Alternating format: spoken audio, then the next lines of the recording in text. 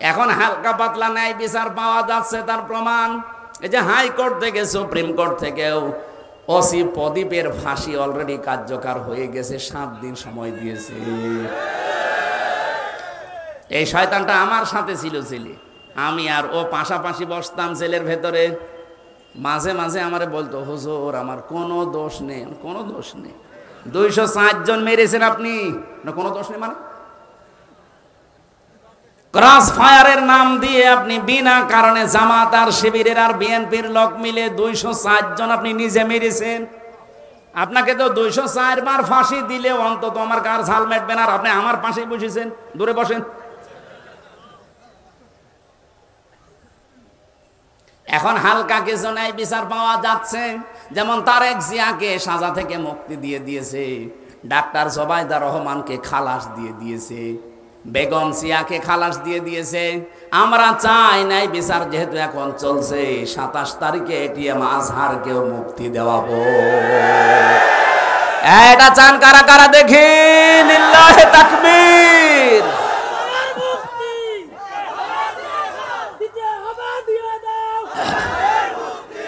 একটা মাজলুম মানুষ, আমি নিজে যাই কয়েকদিন মিশতে পেরেছি তার সাথে, তার যে ঈমান এখনো শক্ত।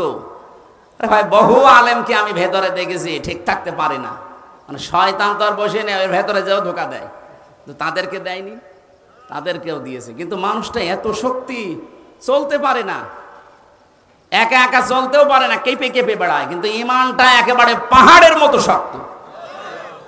আমি যেই কয়বার দেখা করতে পেরেছিলাম, আমারে বলছে, হামজা জীবনে কোনো দিন যেন মাথা নত না করি, এই দোয়াটুকু করবা, আর আল্লাহ যেন আমাকে শাহাদতের মরণ দেয়।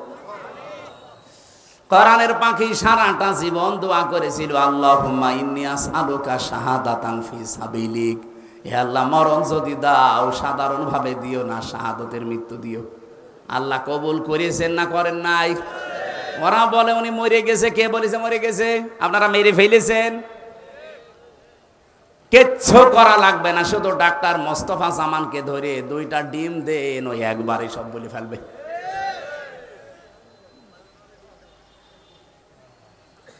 রিমান্ডে যে কষ্ট আমাদেরকে দিয়েছিল, তার 100 ভাগের 1 ভাগ যদি এই মানুষগুলোকে দেন, আল্লাহর কসমে মানুষগুলো সব সত্য বেরিয়ে দেবে। আমার মাথার চুল থেকে পায়ের তালু পর্যন্ত 1 ইঞ্চি জায়গা বাকি নেই যেখানে টর্চার করে নাই।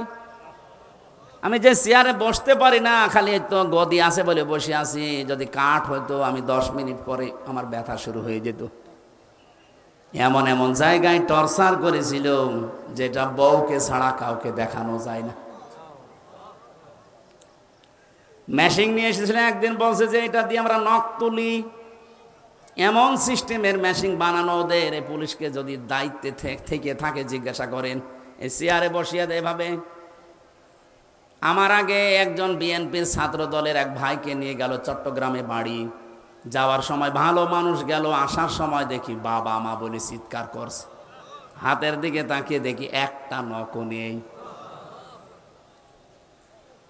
এরকম একটা চেয়ারে একটা মানুষকে বসিয়ে দেয়। আমি একটা কথা হাফ ও মিথ্যা বলছি না, সব নিজে দেখেছি। রিমান্ডে চেয়ারের সাথে আটকে যদি বসিয়ে রাখে, তাও তো হয় ক্লিপ দিয়ে আটকিয়ে দেয় হাত আর এই গলা আর পা, আপনি নড়তেও পারবেন না। একটা মেশিন নিয়ে আসার পরে মেশিন একটা একটা করে তোলে না, একটা লাগিয়ে দেয় শুধু হাতের সাথে আর পায়ের সাথে, একটা করে টিপ দিলে আস্তে করে সব নখ উঠে চলে আসে। শুধু নখ উঠে আসলেও তো বাঁচা যায়, ওর উপর আবার মোল্লা সল্ট, ওই যে মিহি লবণ আছে পাতলা, ওইটা ছিটিয়ে দেয়। আমার যে অফিসার ছিল সঞ্জয় দত্ত, নিজে আমারে বলছিল, হুজুর দেলাওয়ারের নাম শুনেছেন না, ওই যে শিবিরের, ওরে আমরা লাথি দিয়েছি, বলের মতো পিটিয়েছি।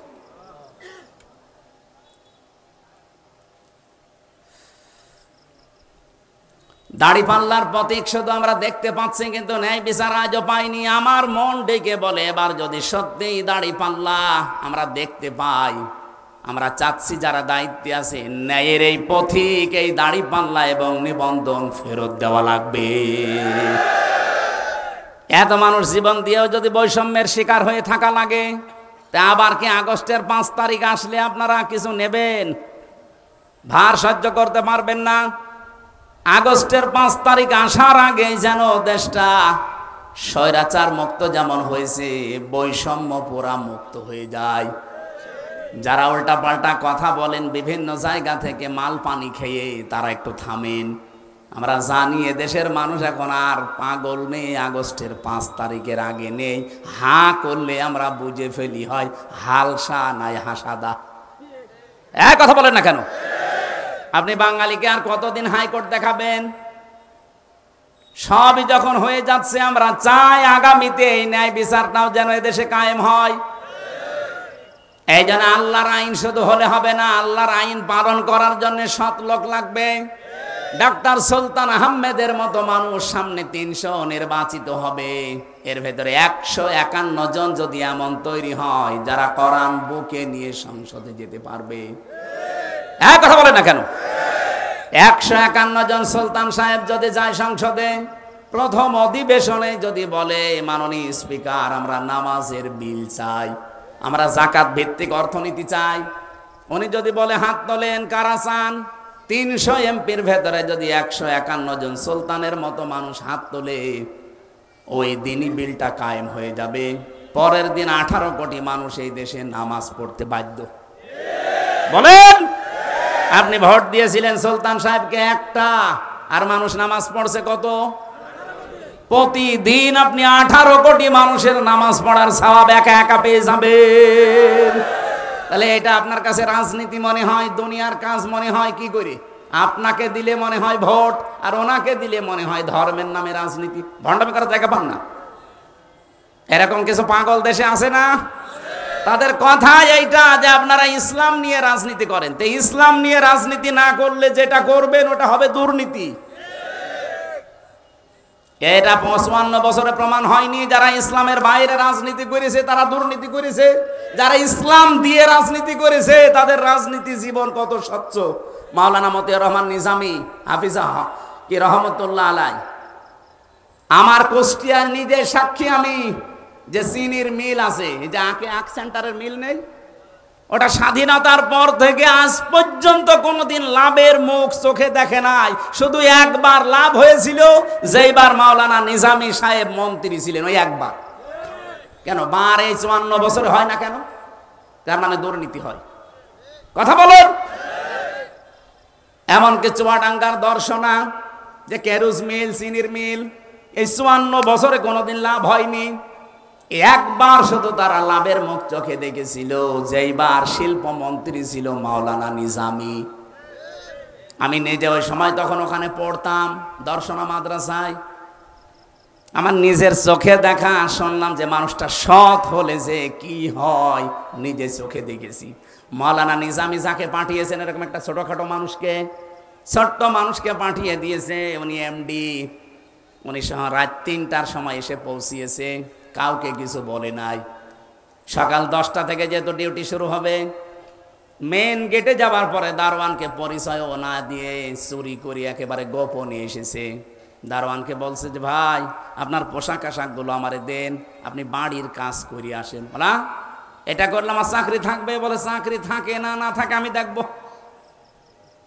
গোপন কথা কিছু না বলে পোশাকটা নিয়ে বলছে আপনি ভেতরে থাকেন, এই রুমের ভেতরে আমি দাঁড়িয়ে থাকবো এই গেটের সামনে।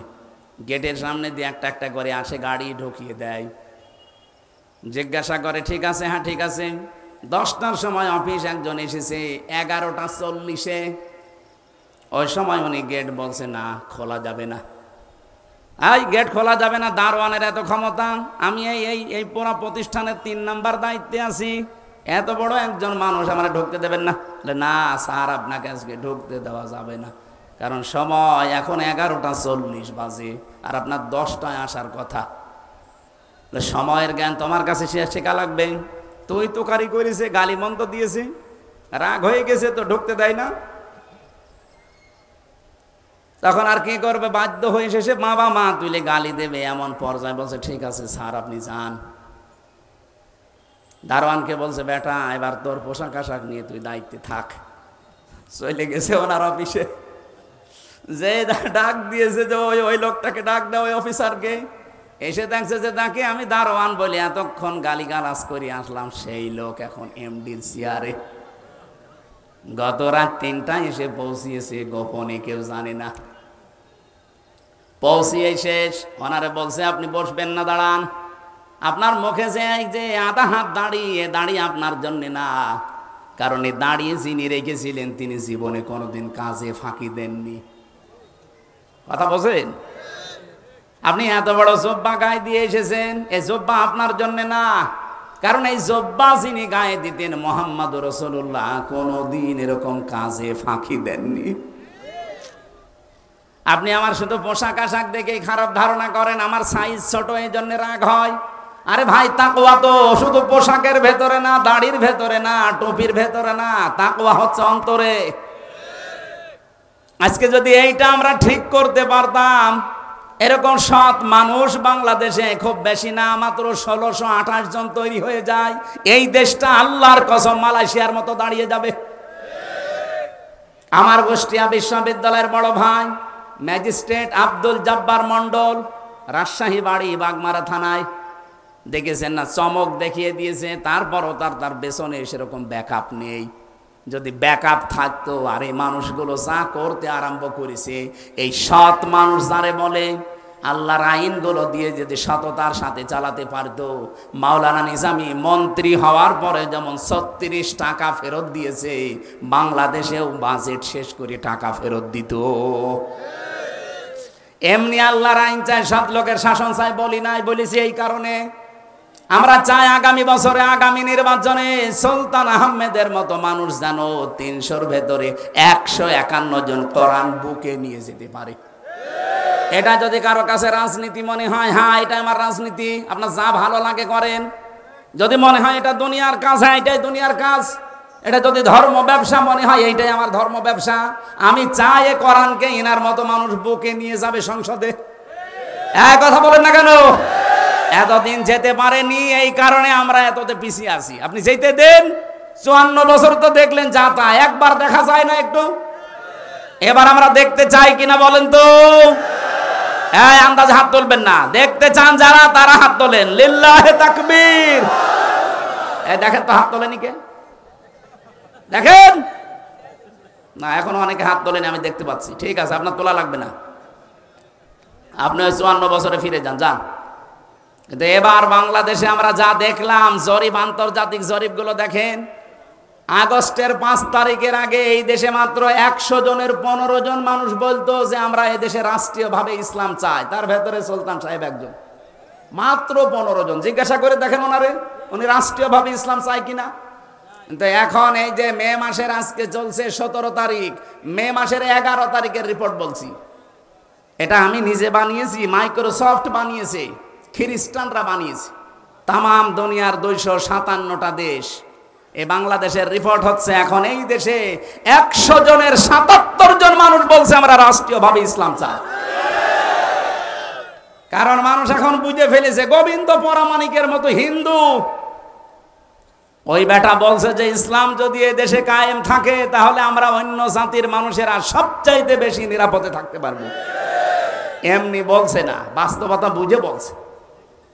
আমরা এটা চাই না বলেন তো? এই জন্য ন্যায় ইনসাফের পথিক, এই দাঁড়িপাল্লা, এই নিবন্ধন অবৈধভাবে যারা আটক করে রেখেছিলেন, হাইকোর্ট পর্যন্ত এই কথা বলছে যে পৃথিবীতে এই প্রথম নিদর্শন, 8ম নিদর্শন, এটা 9ম নিদর্শন দুনিয়ায়, যে কোর্টের দ্বারা কারো নিবন্ধন, কারো প্রতীক বাতিল হয়। পৃথিবীতে কোনো জায়গায় আমরা শুনিও নি, দেখিও নি। তাহলে কি অবিচার চলেছে আপনি বলেন? এই বৈষম্য আর থাকতে দেওয়া যাবে? আগামীতে চাই এগুলো ফেরত দিয়ে দেন। জনগণ যারে চাইবে সে যাবে, জোর করে গেলে যে টিকে থাকা যায় না। যারা 41 সাল টার্গেট দিয়েছিল, গেছে? বলেন বলেন না, টার্গেট দিলে সব হয় না। আল্লাহর আইন লাগবে এবং সৎ মানুষের শাসন এই জমিনে আমরা যদি দেখতে চাই, আল্লাহ রাব্বুল আলামিন চর্ম চোখে তুমি এটা দেখার তৌফিক দিও যে দেশটা অন্তত তোমার কালাম দিয়ে চলছে। আপনি মিনি জান্নাত হয়ে গেছে দেখতে পাবেন। আমি চলে গিয়েছিলাম অন্য লাইনে, যে কথা বলতে চাচ্ছিলাম, প্রথম আমি আরম্ভ করেছিলাম এই কথা নিয়ে যে পৃথিবীতে আপনি 3টা জায়গায় সম্পদ খরচ করলে জবাব দেওয়া লাগে না। তার ভেতরে 1 নম্বরে কোরআন প্রসারে, কোরআন প্রসারে, কোরআন শিক্ষায় আর কোরআন কায়েমে। আজকে থেকে জীবনে সিদ্ধান্ত নিয়ে নেবেন যে যতদিন আছি আমার সব কিছু ব্যয় হবে কোরআন প্রচারে, কোরআন প্রসারে, কোরআন কায়েমে। আল্লাহ আমাদেরকে কবুল করেন, বলেন আমিন। নবীজি বলেন কোরআন প্রচারে, কোরআন প্রসারে, কোরআন শিক্ষায়, কোরআন কায়েমে, এই 4 জায়গায় যারা দুনিয়ায় সম্পদ এবং সময় ব্যয় করে কিয়ামতে তার জবাব আল্লাহ নেবেন না। শব্দ বললাম কয়টা? 4টা। বলেন বলেন। শুধু কোরআন শিক্ষাই না, শুধু কোরআন বোঝার জন্য না, কোরআন প্রচারের জন্য না, এটা কায়েম করার জন্য আপনাকে চেষ্টা করা লাগবে। সূরা বাকারা 1 নাম্বার পারা 18 নাম্বার পৃষ্ঠার 4 নাম্বার লাইনের 121 নাম্বার আয়াতের প্রথম অংশে আছে আল্লাযীনা আতাইনাহুমুল কিতাবা ইয়াতলুনাহু হাক্কা তিলাওয়াতি। রব্বুল আলামিন বলেন দুনিয়ায় যাদেরকে আমি কিতাব দিয়েছি এই মানুষগুলো আমার এই কোরআন হক আদায় করে তেলাওয়াত করে। কি করে?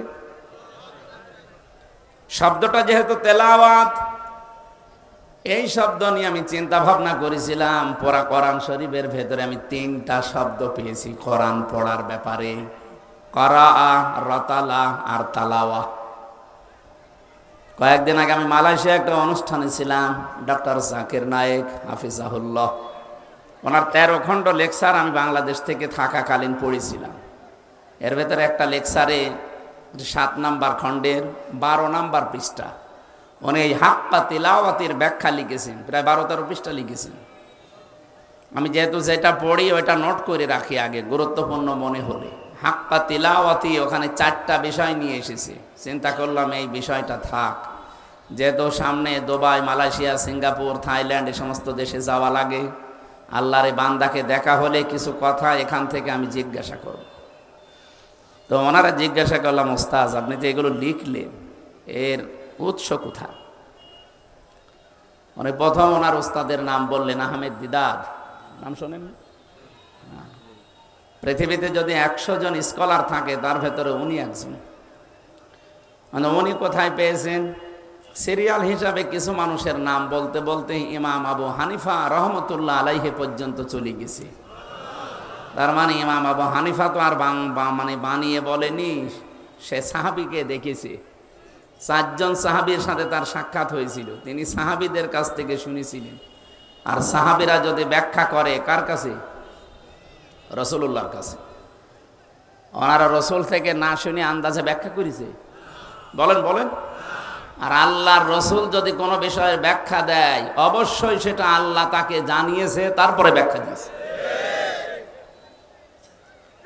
আল্লাহ রাব্বুল আলামিন কোরআনে কারিমে সূরা নজমের ভেতরেও গ্যারান্টি দিয়েছেন, আমার নবী যদি নিজের মন মতো কোনো ব্যাখ্যা আপনাদেরকে শুনিয়ে দিত, আমি বিশ্ব নবী মুহাম্মদুর রাসূলুল্লাহকে জানিয়েছি। এটা সূরা হাক্কাতের ভেতরেও আছে, ওয়ালাউ তাকাব্বালা আলাইনা বা'দাল আকাওয়িল লা আখাযনা মিনহু বিল ইয়ামিন সুম্মা লাকাতা'না মিনহুল ওয়াতিন। আমার নবী যদি আমার কোরআনের ভেতরে কোনো কথা নিজের মন মতো চালিয়ে দিত যে এইটা আল্লাহ জানিয়েছে, অথচ আমি ওই রকম ব্যাখ্যা নবীকে জানাইনি, যদি মন গড়া কোনো কথা বলে চালিয়ে দিত আমার নামে, এত আদরের নবীকে কি করতাম জানো? ডান হাত চেপে ধরতাম, কণ্ঠ নালী কেটে ফেলে দিতাম। ঠিক আছে না? ঠিক নেই। সাধারণ মানুষ নাই হ্যাঁ ঠিক সুবহানাল্লাহ আলহামদুলিল্লাহ বলতে পারে, আলেমরা তো এটা ঠিক বলা ঠিক হয়। আপনারা একটু খেয়াল করে শুনবেন না, আমি বাংলা অর্থটা ভুল বললাম আর আপনি বলছেন ঠিক আছে, এটা কথা হইল। তাহলে এখন থেকে আমি যা ভুল বলবো ঠিক বলবো সবই তো সুবহানাল্লাহ বলবেন না, দোষ ওনাদেরও না। আমরা সিলেবাস ভুক্ত আলেম যারা এই দেশে আছি, সে দাওরা পাস বলেন, কামেল পাস বলেন, অনার্স মাস্টার্স করা যারা, চিন্তাশীল যারা না, গবেষক যারা না, কোনো আয়াত থেকে তথ্য বের করার যোগ্যতা যাদের নেই, এ মানুষগুলো আমি হলেও বলতাম সুবহানাল্লাহ। এই জন্য আলেমদেরকে একটু খেয়াল করে শোনা লাগবে। আপনি সাধারণ মানুষ না যে আপনিও সুবহানাল্লাহ বলবেন, আলহামদুলিল্লাহ বলবেন, নাউজুবিল্লাহ না। কোরআনের এখানে কথা ছিল লা আখাযনা মিনহু বিল ইয়ামিন। বা শব্দের প্রায় 19টা অর্থ পাওয়া যায়। আপনি আরবি গ্রামারে দেখবেন বার 19টা অর্থ দেওয়া আছে। বা মানে দিয়ে, দ্বারা, কর্তৃক, এরকম একটা একটা করে আপনি মিলান তো। আপনি যে বললেন আল্লাহ পাক আপনার ডান হাত চেপে ধরতো, কণ্ঠনালী কেটে ফেলে দিত, বা দিয়ে তো মিলছে না। এখানে আল্লাহ পাক নবীর হাত ধরতেন, এ কথা আমি পাইনি। যদিও এখন যেগুলো তাফসির লেখা হচ্ছে এখানে চিন্তা ভাবনা করে আসছে, আগের তাফসিরগুলো আমি নিজেও পড়ে দেখেছি না, ওর বাংলা অর্থের সাথে আরবিটা মিলছে না। লা আখাযনা লামে তাকিদ না, এটা জমা মুতাকাল্লিম। আল্লাহ বলেন অবশ্যই আমি নিজে। কে বলেন? বলেন। এখানে কর্তা যিনি, ফাইল বলা হয়, যিনি কাজ করবেন, তিনি দুনিয়ার অন্য কেউ না, আল্লাহ নিজে। লা আখাযনা, আখাযনা বললেও তো হয়ে যেত, লামে তাকিদ দিলেন কেন? এটার মানে এর মধ্যে গ্যারান্টি আছে কিছু। এত বড় কঠিন কথা আল্লাহ নবীকে বলতে পারেন। তাফসিরে ফি জিলালিল কোরআন সাইয়্যিদ কুতুব লিখেছেন, তিনি আশ্চর্যবোধক চিহ্ন দেখবেন দিয়েছেন। কোনো কথা বলতে গেলে শেষে এসে এরকম জোর করে টান দিয়ে, লম্বা করে দিয়ে নিচে একটা ফোঁটা দেওয়া হয়। এটার নাম কি? পড়বেন, একটু বুঝে শুনে পড়া লাগবে না আপনাদের। আপনি কই সলিমদ্দি কলিমদ্দির মতো পড়লে হবে? লা আখাযনা, অবশ্যই আমি নিজে ধরতাম, মিনহু, মিন মানে হতে। যে হুর মারজা কোন দিকে, কোন দিকে ইঙ্গিত দিচ্ছে। আবার এর পরের শব্দটা দেখেন, মিনহু বিল ইয়ামিন। আল্লাহ মিনহু বিশিমাল দেননি। আল্লাহ বলেন আমি ধরতাম, আমি আমার নিজের ডান হাত দিয়ে, বাম হাত দিয়ে না। আল্লাহ নিজে যেহেতু এখানে ধরার ফাইল তিনি, কর্তা তিনি, তিনি কি ধরতেন বাম হাত দিয়ে না ডান হাত? হ্যাঁ, এবার আমার প্রশ্ন আপনার কাছে, আল্লাহ বাম হাতের কথা না বলে ডান হাতের কথা বললেন, ওনার কি বাম হাতে শক্তি নেই?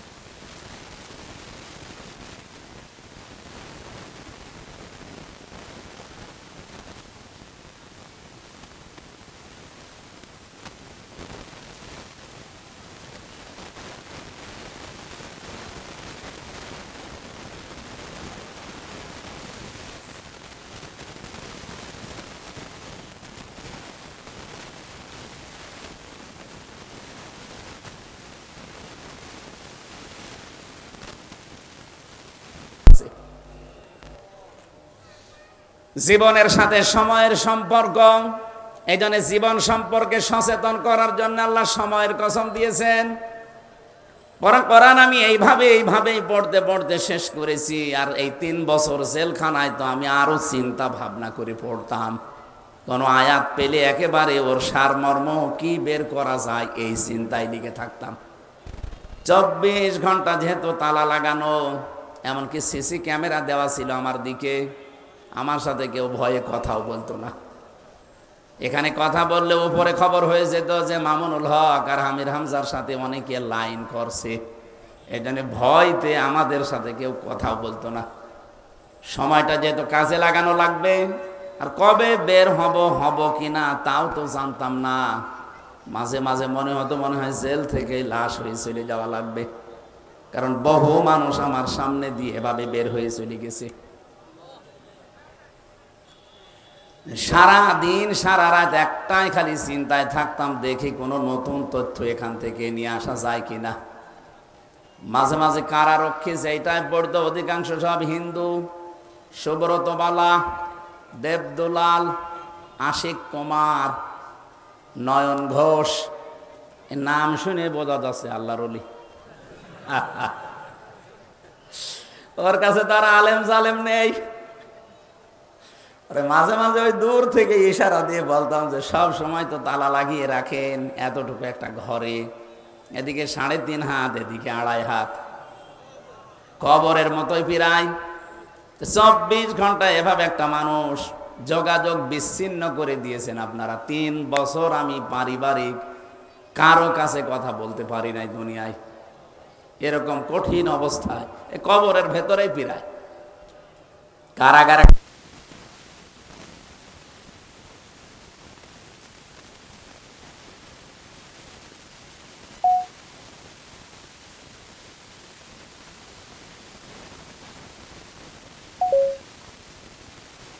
ধরে ফেলবে। একটা কাজ করেন, আপনি আমার একটা বই এনে দেন, একটু পড়ি। আল্লাহর ওলি বই নিয়ে এসেছে, বঙ্গবন্ধুর আত্মজীবনী। পড়ি করব না, এর ভেতরে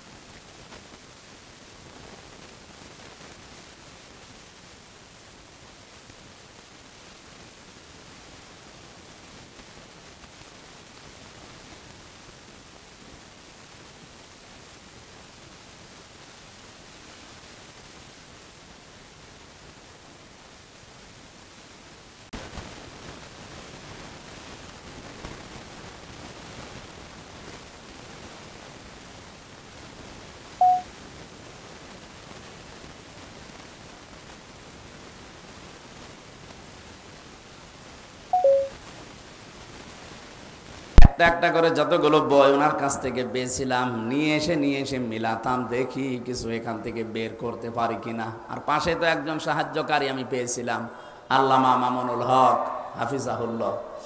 আল্লাহরে বান্দার বহু শ্রম আমার প্রতি আছে, আমি ঋণী তার কাছে। আল্লাহ যেন তাকে সর্বোচ্চ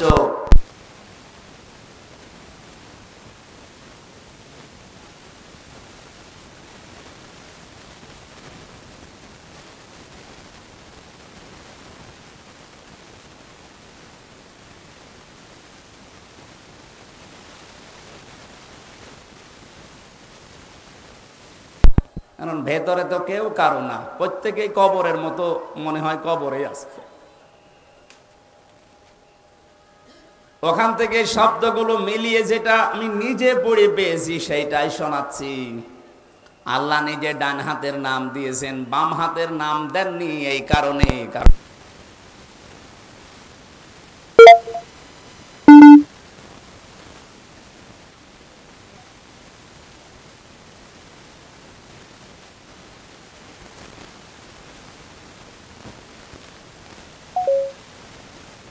বাম হাত দিলেও হয়।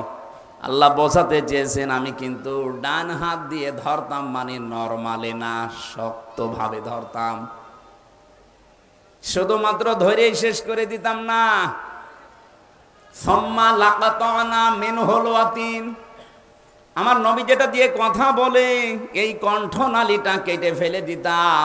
ফামা মিনকুম মিন আহাদিন আনহু হাজিজিন, আর এই ব্যাপারে তোমাদের কেউ ছিল না যে তাকে বাঁচাতে পারে। আপনি কথাগুলোর ওজন টের পাচ্ছেন? কাকে বলছে? এটা হামজাকে না, এটা হেলালিকে না, এটা সুলতানকে না, এটা বলছে সরাসরি মুহাম্মদুর রাসূলুল্লাহকে। আল্লাহর পরেই যার স্থান, সেই মানুষকে আল্লাহ এত বড় ধমক দিলেন যে আমার কোরআনে এই পৃথিবীতে কেউ কোনো কথা ঢোকাতে পারে নাই। আমার নবীও যদি ঢুকিয়ে বলতো, নবীকেও ছাড়তাম না। লা ইয়াতিহিল বাতিলু মিন বাইনি ইয়াদাইহি ওয়ালা মিন খালফি তানজিলুম মিন হাকিমিন হামিদ। বলেন আল্লাহু আকবার। আমরা যেহেতু 92% মুসলমান এই দেশে বাস করি, আপনি কোরআনের বিরুদ্ধে কোনো কথা বলে এখানে জীবনেও টিকে থাকতে পারবেন না, এটা 54 বছরে প্রমাণ হয়ে গেছে। কিন্তু এই 3 দিন আমরা একটা দৃশ্য উল্টাপাল্টা দেখছি। নারী কমিশনের নাম দিয়ে যারা চেষ্টা চালিয়েছিল তারা তো ব্যর্থ হয়েছে। গত 3 দিনের ভেতরে দেখলাম কলকাতা থেকে কিছু হিজড়াকে নিয়ে এসে কোরআনের বিরুদ্ধে অলরেডি তারা রাজপথে আজকেও মিছিল করেছে। তারা মিছিল করছে, দেহ আমার, সিদ্ধান্ত আমার। আমি সামনের শুধু 2 জন মহিলাকে চিনতে পেরেছি, বাকি সবগুলো কলকাতার। কারণ এই যে 33 বছর বয়সে আমার 92-তে জন্ম, এখন চলছে 2025। এই 33 বছরের ভেতরে বাংলাদেশের চাইতে আমি কলকাতায় কাটিয়েছি বেশি, কারণ এদেশে আমার কথা বলতে দিত না। আমি যাওয়ার আগেই বাড়ি পুলিশ চলে যায়, অথচ আমার শরীর চলে না। বলেন তো কি দেখি আপনি ভয় পান? আমার শরীর চলে না, আমি নিজে নিজে চলতে পারি না। আর আমি বাড়ি যাব কবে আমি নিজেও জানি না। 2 মাস, 3 মাস, 5 মাস পরে 1 ঘন্টার জন্য বাড়ি যাই। আমি জানি না যে আজকে বাড়ি যাব, অথচ আল্লাহর ওলিরা জানি। ও যে দেখি 5 জন বসে আছে, কি হুজুর পাঠিয়েছে। আমি জানতাম না যে সত্যি আমি আজকে বাড়ি আসবো। আপনারা জানেন কি করি? পেছনে কিভাবে জোকের মতো লেগেছিল বলেন তো।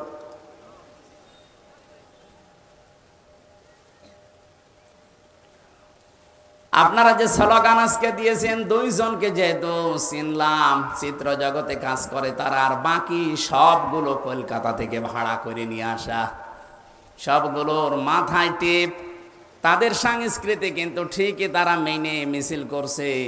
আর যেই মুসলিম মেয়েদেরকে সামনে পেছনে দিয়েছে, এরা নিজের অস্তিত্ব ভুলে অলরেডি মুশরিক হয়ে গেছে।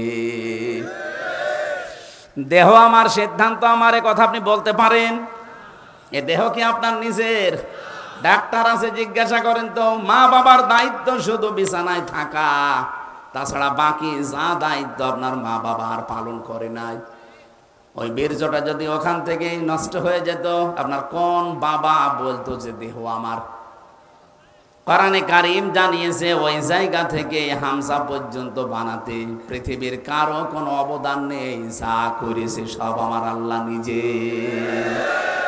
ফালিয়ানজুরিল ইনসানু মিম্মা খলিকা মিম্মা দাফিকি ইয়াখরুজু মিন বাইনিস সালবি ওয়াত তারাইব। রব্বুল আলামিন বলেন মানুষকে একটু নজর করে দেখে না, যারা স্লোগান দিলেন একটু পড়বেন সূরা তরিকটা। আল্লাহ বলছেন মানুষকে নজর করে দেখেন আমি কি দিয়ে বানালাম তারে।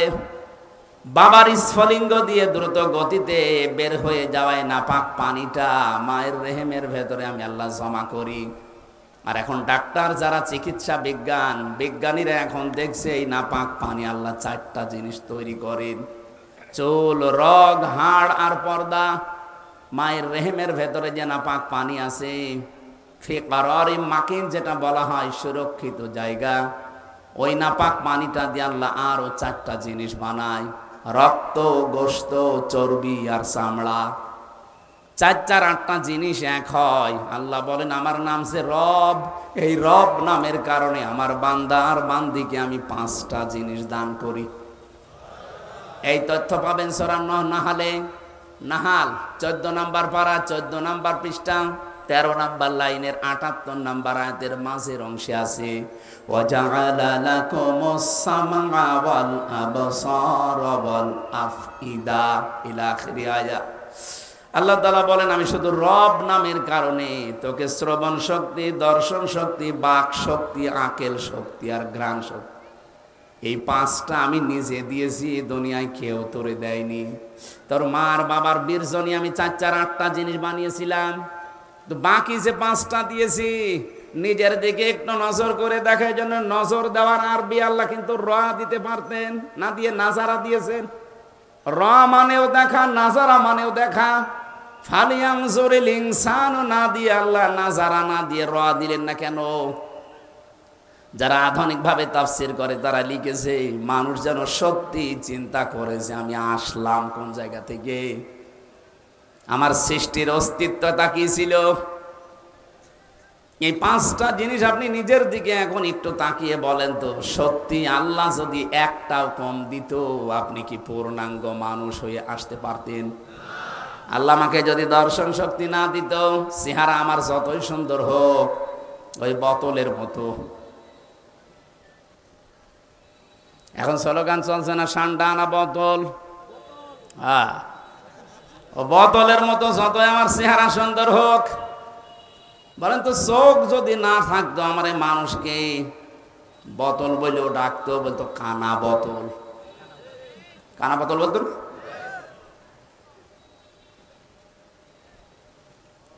আমার যদি আল্লাহ বাক শক্তি না দিত, আমি আজ যে আন্দাজে একটা দলের ওপরে মিথ্যা তহমত লাগিয়ে দেই, আপনি কোন সাহসে সেই মিটে যাওয়া মীমাংসিত বিষয়গুলো সামনে এনে জাতিকে ডিভাইডেড করতে যাচ্ছেন? যে জবান দিয়ে মিথ্যা কথাগুলো জাতির ভেতরে প্রচার করেন, আল্লাহ ইচ্ছা করলে জবান আপনাকে না দিলেও পারত।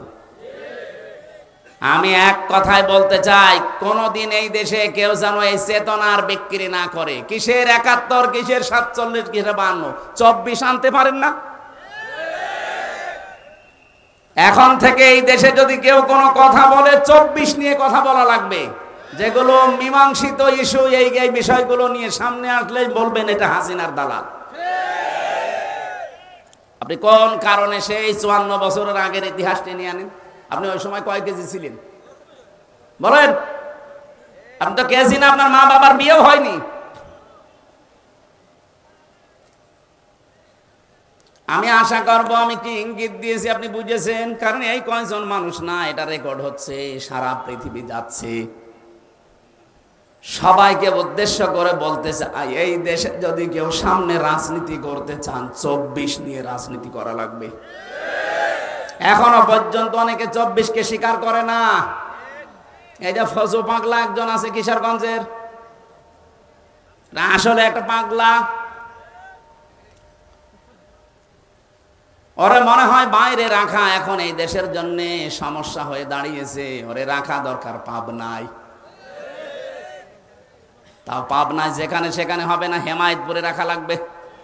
এক কথা বলছেন, ওই রকম মাথা নিয়ে বাইরে থাকলে তো সমস্যা করবে। আবার বলে আমি বীর মুক্তিযোদ্ধা। তা আপনি যদি 71-এ যুদ্ধ করে বীর মুক্তিযোদ্ধা হন, এই 24 সালে যারা যুদ্ধ করেছে এরাও তো বীর মুক্তিযোদ্ধা। এদের কথা মানতে চান না কোন কারণে?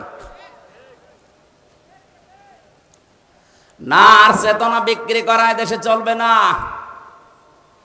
চেতনা এখন আমাদের 24-এর, যে 24 নিয়ে 2732 জন মানুষ জীবন দিয়ে গেল, এদের জীবনের মূল্য সামনে দেখানো লাগবে। এরা জীবনটা এই জন্য দিয়েছিল যে আমাদের দেওয়ালে পিঠ ঠেকে গেছে বৈষম্যের শিকার হতে হতে। অথচ 15.5 বছরে আমরা দেখেছি বহু মানুষ এরপর ওই ভাঙ্গা হাড়ি শুধু বাজিয়েছে। সামনে এই কাজ যারা করবে, আল্লাহর কসম তারাও হাসিনার মতো মরবে। সব বাদ দিয়ে দেন, আপনি 24কে ধারণ করিয়ে গেছেন, দেশটা দাঁড়িয়ে যাবে। মালয়েশিয়া, সিঙ্গাপুর মাত্র 2004 সালের পর থেকে তারা দাঁড়িয়ে গেল। কতগুলো দেশ ঘুরে আসলাম, তারা আমাদের পরে স্বাধীন হয়ে দাঁড়িয়ে গেছে। আর 54 বছরে আমরা দাঁড়াতে পারি না, শুধু ওই পেছনের ইস্যু টেনে আনার কারণে। আপনি যাদের উপরে দোষ দেন, মন থেকে বলেন তো, এই মানুষগুলোকে একটা 71-এর অপরাধী আপনি খুঁজে পাবেন না। এই দেশে যারা এখন ইসলামী রাজনীতি করে, আপনি একটা মানুষকে দেখান যে এই লোকটা 71-এর অপরাধী ছিল। আর অপরাধী মানুষ কখন হয়? যখন কাজ করে। জামাত ইসলামের উপরে যে দোষ দেওয়া হয়, আরে ভাই 71 সালে এই মানুষগুলো তো যুদ্ধ করে নাই, যুদ্ধ করলে নাই যুদ্ধ অপরাধী হয়। যুদ্ধ অপরাধীর সংজ্ঞা জানেন আপনি? যুদ্ধ করলে সেই লোকটা নাই যুদ্ধ অপরাধী হবে। এরা তো যুদ্ধ করেও নাই, সাপোর্টও দেয় নাই, কোন দেশের পক্ষে ছিল না। আজ আপনি এই 54 বছর পরে যেটা বুঝছেন, এই মানুষগুলো 54 বছর আগে ওইটা বুঝেছিল। ভারত এখন মসজিদ ভাঙে, ভারত এখন কতগুলো মসজিদ ভেঙেছে দেখেছেন? ওয়াকফ আইনের নামে তারা মুসলমানদের হাজার হাজার বিঘা সম্পত্তি সব অবৈধভাবে নিয়ে নিচ্ছে। তামাম দুনিয়ার মানুষ এখন দেখছে যে বাংলাদেশের সবচাইতে বড় শত্রু এই ভারত। এটা আমরা এখন দেখে 24-এর যারা আছি সব এখন এক বাক্যে, যেমন পাকিস্তানের পক্ষে, ভারতের বিপক্ষে, ওই সময় জামাত ইসলামী বাংলাদেশ বুঝেছিল ওরা যা করতে চায় এ দেশটাকে ওরা অঙ্গরাজ্য বানিয়ে ফেলবে। আমরা তো গোলাম হতে চাই না। কোরআনে কারিমে আল্লাহ জানিয়েছেন, ফালাকতা হামাল আকবাতা ওয়া মা আদরাকা মাল আকবা ফাক্কু রাকাবা আও ইতাআমুন ফি ইয়াউমিন যি মাসগাবা। হে নবী, ওরা কিন্তু গিরিপথে যেতে রাজি না, অথচ কঠিন গিরিপথের ভেতর দিয়েই পার হয়ে সফলতা অর্জন করা লাগে। এখানে আকাবা গিরিপথ কি? কঠিন কঠিন সময় জীবনে আসবে, কারণ মানুষকে কঠিন সময়ের ভেতর দিয়ে আল্লাহ বানিয়েছেন। লাকাদ খালাকনাল ইনসানা ফি কাবাদ। আল্লাহ বলেন মানুষকে কষ্ট ক্লেশ সহ্য করে করে এ পর্যন্ত ওর জীবনে কোনো দিন কষ্ট সারা কাটেনি। বাবা যেদিন বীর্যটা ফেলে দিয়েছে ওই দিন থেকেও আরম্ভ করেছে, একেবারে মরণ পর্যন্ত ওর এই কাবাদ থাকবে।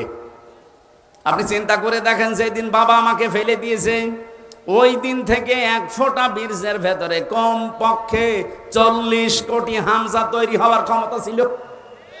আমরা সবাই ওই দিন দৌড় দেওয়া আরম্ভ করেছিলাম মায়ের ওই রেহেমের ভেতরে, কিন্তু কেউ জরায়ুর দেওয়ালের সাথে ধাক্কা লেগে পড়ে গেছে, কেউ যেতে পারেনি। সর্বশেষ আমি ওই পর্যন্ত পৌঁছিয়েছি, হয়তো আমার মতো আরো কেউ পৌঁছাতে পারে। মায়ের রেহেমের ভেতরে জায়গা যদি থাকে, বিজ্ঞান প্রমাণ করছে একবারে 40 কোটি সন্তান ওখান থেকে হওয়া সম্ভব।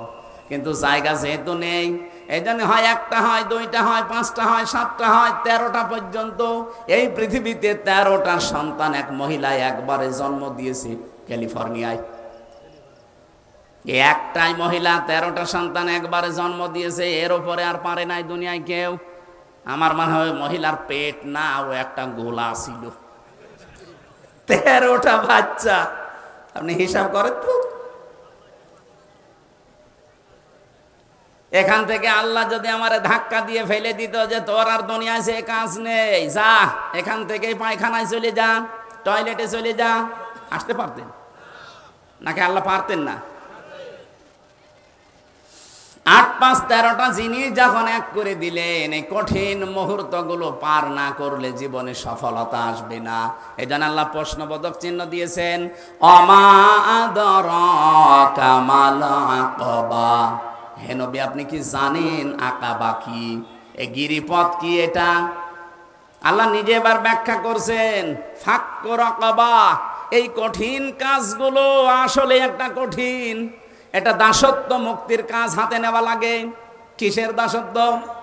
এই ভালো করে শুনবেন, গুরুত্বপূর্ণ তথ্য এখান থেকে আসবে। ফাক্কু রাকাবা দিয়েছেন। আল্লাহ পাক বলতে চান, যারা সফল হতে চাও দুনিয়া আখেরাতে, তাদের এই কাজগুলো হাতে নেওয়া লাগবে। 1 নম্বরে তোমরা মানুষকে দাসত্ব থেকে মুক্ত করবে।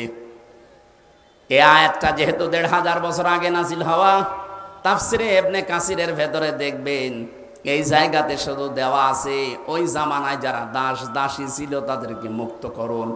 কিন্তু আধুনিক তাফসিরগুলো যে শুধু দাস দাসী না, ফাক্কু রাকাবার ব্যাখ্যায় লেখা আছে মানুষের তৈরি করা আইন কানুন থেকে, এমনকি মানুষের দাসত্ব থেকে মুক্ত করার জন্য যারা কর্মসূচি হাতে নেয় তারা সফল।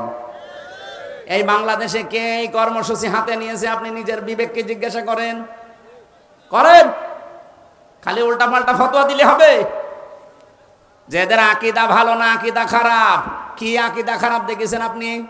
আমি কোরআন শরীফ মাথায় নিয়ে বলতে পারি, গ্যারান্টি দিয়ে, 100% গ্যারান্টি দিয়ে, বাংলাদেশে জামাত ইসলামীর আকীদা হচ্ছে দেশ আল্লাহর, আইন চলবে আল্লাহর। এর বাইরে যদি জামাত ইসলামী বাংলাদেশের আকীদা থাকে, ওটা তালাক দিয়ে এক্ষুনি চলে আসেন। যারা আছে কেউ যদি জামাত ইসলামের এখানে থাকে জিজ্ঞাসা করে দেখেন, এই মুরব্বীকে জিজ্ঞাসা করেন, যদি জামাতের লোক হয়ে থাকে যে জমিন আল্লাহর, আইন চলবে আল্লাহর, এইটাই জামাতের আকীদা, আপনি বলেন তো এর বাইরে আকীদা আছে? ওই রকম আকীদা আমরা যদি পোষণ করে থাকি যে জমিন আল্লাহর, আইন চলবে মানুষের, ওই রকম দলে লাঠি ঝাঁটা দিয়ে চলে আসেন, কোনো দরকার নেই দরকার। আমরা চাই মানুষের তৈরি করা আইন কানুনে দেশে আমরা থাকতে দেব না। কি কথা বললেন না কেন? আপনি আমেরিকার দিকে তাকান, ওরা জাতে মাতাল হলেও কিন্তু তালে ঠিক আছে। আজ 236 বছর চলছে আমেরিকা, আজ পর্যন্ত কোরআনের একটা আয়াতের বিরুদ্ধে ওরা রাষ্ট্রের ব্যাপারে একটা কাজও করে নাই। সূরা নেসা 5 নাম্বার পারা 2 নাম্বার পৃষ্ঠার 11 নাম্বার লাইনের 34 নাম্বার আয়াতের প্রথম অংশে এই শব্দটা আজ 234 বছর আমেরিকা মেনে চলে, এই জন্যে দাঁড়িয়ে আছে। আপনি দেখবেন আয়াতটা পড়ে লেখা আছে, আর রিজালু কাওয়ামুনা আলান নিসা, পুরুষ হবে নেতৃত্বদাতা আর মেয়েরা হবে তাদের আজ্ঞাবহ। ওরা আজ 236 বছর এটা মানছে, এই জন্য আজ পর্যন্ত কোন মহিলা ওদের প্রধানমন্ত্রী হতে পারে নাই। জাতে মাতাল হলো তাহলে ঠিক আছে, ডোনাল্ড ট্রাম্পের মতো একজন মাতালকে তারা বসিয়েছে, এই কথা বলছেন না কেন? কিন্তু কমলা হ্যারিসের মতো এত বড় একটা শিক্ষিতা মেয়ে, এই পৃথিবীতে যদি 1000 বিশ্ববিদ্যালয় থাকে, আপনি র্যাঙ্কিং করবেন, মার্ক করবেন কোনটার পরে কোনটা। আমি আন্তর্জাতিক বিশ্ববিদ্যালয়গুলো গিয়েছি, যে তারা 1, 2, 3, 4, 5 হয় কি করে?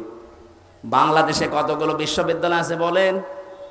এই তামাম দুনিয়ায় 257টা দেশ, 257টা দেশে যত ভার্সিটি আছে, যত বিশ্ববিদ্যালয় আছে, 1000 বিশ্ববিদ্যালয়ের তালিকা করা হলে বাংলাদেশের একটাও পাওয়া যায় না। মালয়েশিয়ায় কতগুলো আছে, মাত্র একটা পাওয়া গেছে। আমি চিন্তা করলাম যে মানুষগুলো কি করে, কি এরা র্যাঙ্কিং আমরা যেতে পারি না কেন? যতগুলো দেশে গেছি আমি, আগে যাই কোনো ভার্সিটিতে, তাদের গবেষণাগারে, লাইব্রেরিতে, আগে দেখি যে এখানে কি হয়। ওই মানুষগুলো তাহলে কি পড়াশোনা, কি চিন্তা ভাবনা, কোন স্তরে আছে তারা? র্যাঙ্কিংয়ে 1000-এর ভেতরে আমরা নেই, র্যাঙ্কিংয়ে 3-এর ভেতরে, 1, 2, 3-এর ভেতরে যেটা আছে এই তামাম দুনিয়ায়, তার ভেতরে কমলা হ্যারিসের পড়াশোনা। কোন জায়গায় কোন স্তরের মানুষ এই মহিলা? অথচ তারে আমেরিকা আজ পর্যন্ত দেখেন তারে জনপ্রিয় কম নাও মহিলা, কিন্তু প্রধানমন্ত্রী বানাতে রাজি না। ট্রাম্পের মতো একটা মাতালকে বানিয়ে রেখেছে থাক, কারণ ট্রাম্প হচ্ছে পুরুষ আর ওইটা মহিলা। নবীজির হাদিসে এদের পক্ষে একটা হাদিস এসেছে, বিশ্বনবী বলেন লা ইয়াফলিহা কওমুন আল্লাহু আমরহুম ইমরাতুন, বুখারী শরীফের হাদিস। ওই জাতি কখনো সফল হচ্ছে না, হবে না, যেই জাতির নেতৃত্বে কোনো মহিলা বসে আছে। এই ষড়যন্ত্র ওরা আজ পর্যন্ত করে না, এই জন্য দাঁড়িয়ে গেছে। নিজেরা মানে না, কিন্তু আমাদের উপরে ষড়যন্ত্র 54 বছরে চাপিয়ে রেখেছে। এখনো অনেকে চেষ্টা চালাচ্ছে, আবার চাপাবে। আমি ইঙ্গিত দিলাম, আপনি বুঝতে পেরেছেন কিনা জানি না, না পারলে এদিকে আসেন, কানের নিচে এমন জোরে দুইটা দেব, সব বুঝে ফেলবেন। হুজুর আমি বুঝি না।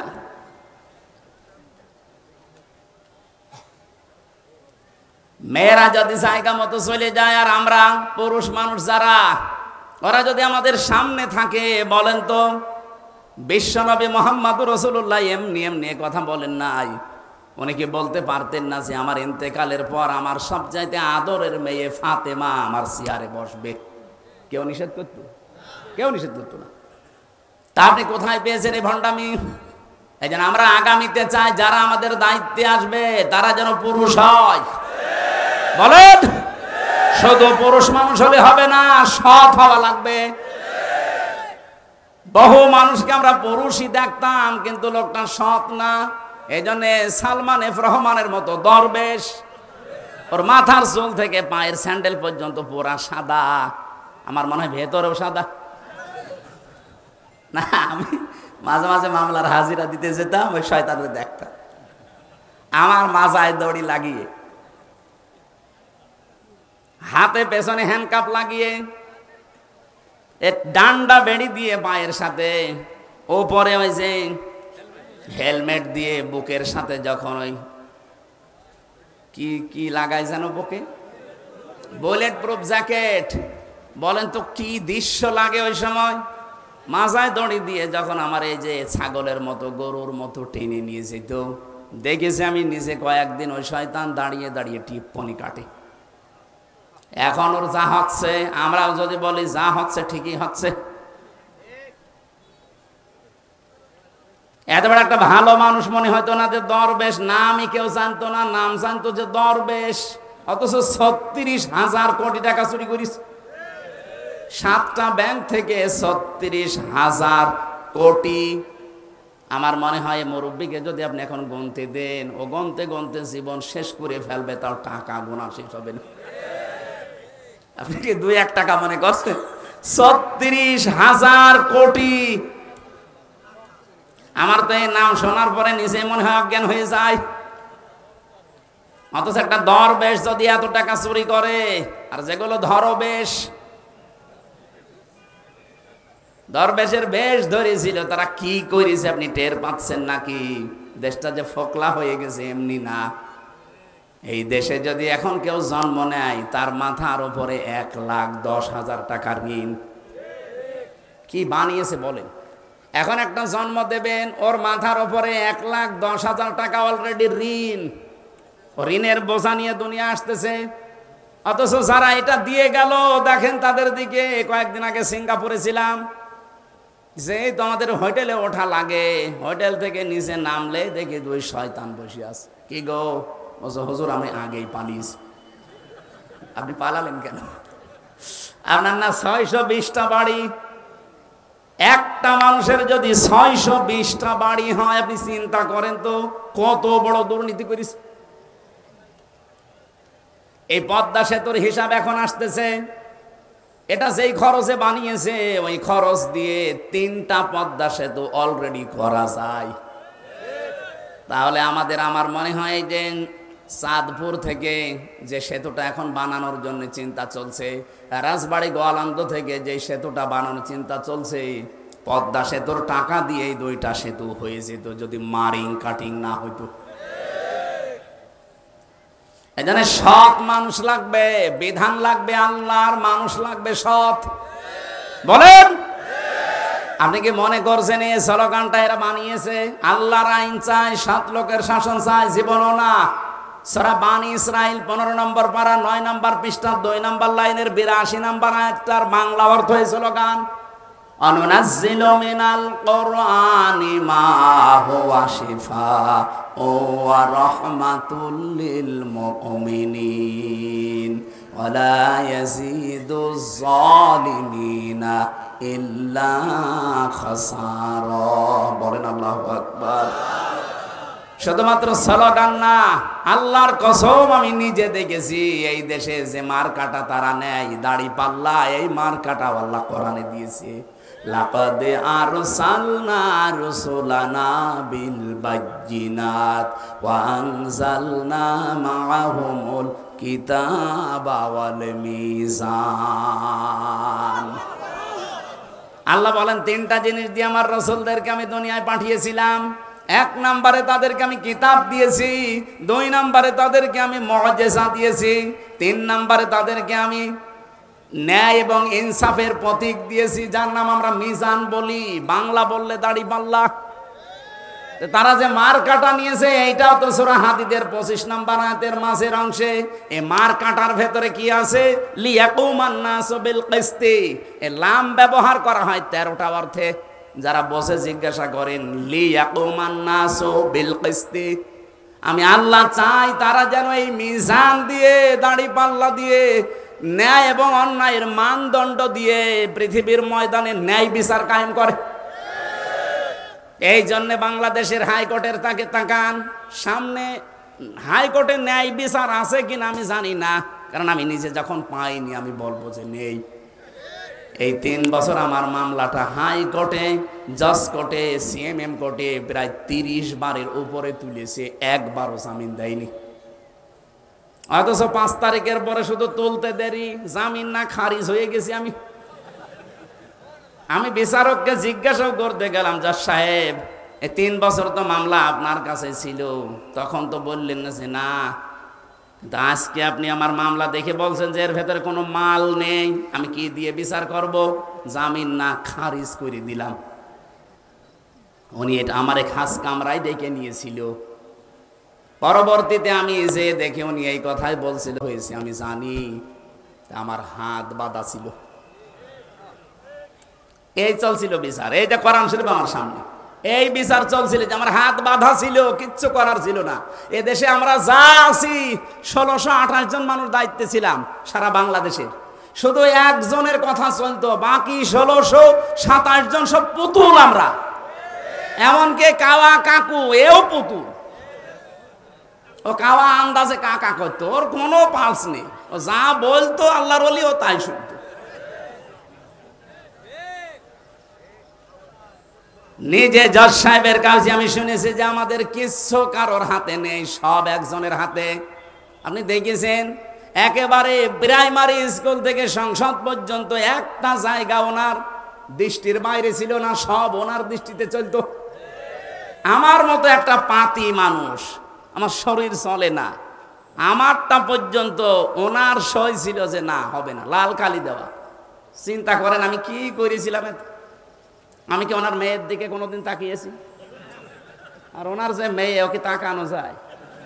ও ছাতার দিকে তাকিয়ে আমি করবো কি? যেহেতু আমি ন্যায় বিচার পাইনি, এই জন্য বলছে যে না ছিল না ন্যায় বিচার। আন্দাজ ওরা মিথ্যা কথা বলতো যে আমরা ন্যায় বিচার কায়েম করছি, কিন্তু হাইকোর্টের সামনে ন্যায় বিচারের একটা পথিক দেওয়া আছে, তার নাম দাড়ি পাল্লা। কি স্যার দেখেননি? এ দাড়ি পাল্লা কি একদিকে পাল্লা একটু ঝোঁকানো আছে? আছে না, সমান্তরাল। বাংলাদেশ সরকার এই দেশের 18 কোটি মানুষকে বোঝাতে চায়, ও বাংলার মানুষেরা, যদি ইউনিয়ন থেকে শুরু করে জজ কোর্ট পর্যন্ত যদি ন্যায় বিচার নাও পাও, অন্তত হাইকোর্টে আসলে ন্যায় বিচার পাবা। এই দেখো তার প্রতীক দাড়ি পাল্লা। এখানটা একেবারে সমান সমান করা। এখন হালকা পাতলা ন্যায় বিচার পাওয়া যাচ্ছে, তার প্রমাণ এই যে হাইকোর্ট থেকে সুপ্রিম কোর্ট থেকেও ওসি প্রদীপের ফাঁসি অলরেডি কার্যকর হয়ে গেছে, 7 দিন সময় দিয়েছে। এই শয়তানটা আমার সাথে ছিল ছেলে, আমি আর ও পাশাপাশি বসতাম জেলের ভেতরে। মাঝে মাঝে আমারে বলতো, হুজুর আমার কোনো দোষ নেই। কোনো দোষ নেই? 204 জন মেরেছেন আপনি, না কোনো দোষ নেই মানে? ক্রস ফায়ারের নাম দিয়ে আপনি বিনা কারণে জামাত আর শিবিরের আর বিএনপির লোক মিলে 204 জন আপনি নিজে মেরেছেন। আপনাকে তো 204 বার ফাঁসি দিলে অন্তত আমার গার ঝাল মেটবে না, আর আপনি আমার পাশে বসেছেন। দূরে বসেন। এখন হালকা কিছু নাই, বিচার পাওয়া যাচ্ছে। যেমন তারেক জিয়াকে সাজা থেকে মুক্তি দিয়ে দিয়েছে, ডাক্তার জোবাইদা রহমানকে খালাস দিয়ে দিয়েছে, বেগম সিয়াকে খালাস দিয়ে দিয়েছে। আমরা চাই নাই বিচার যেহেতু এখন চলছে, 27 তারিখে এটিএম আজহারকেও মুক্তি দেওয়াবো। এটা চান কারা কারা দেখি? লিল্লাহি তাকবীর।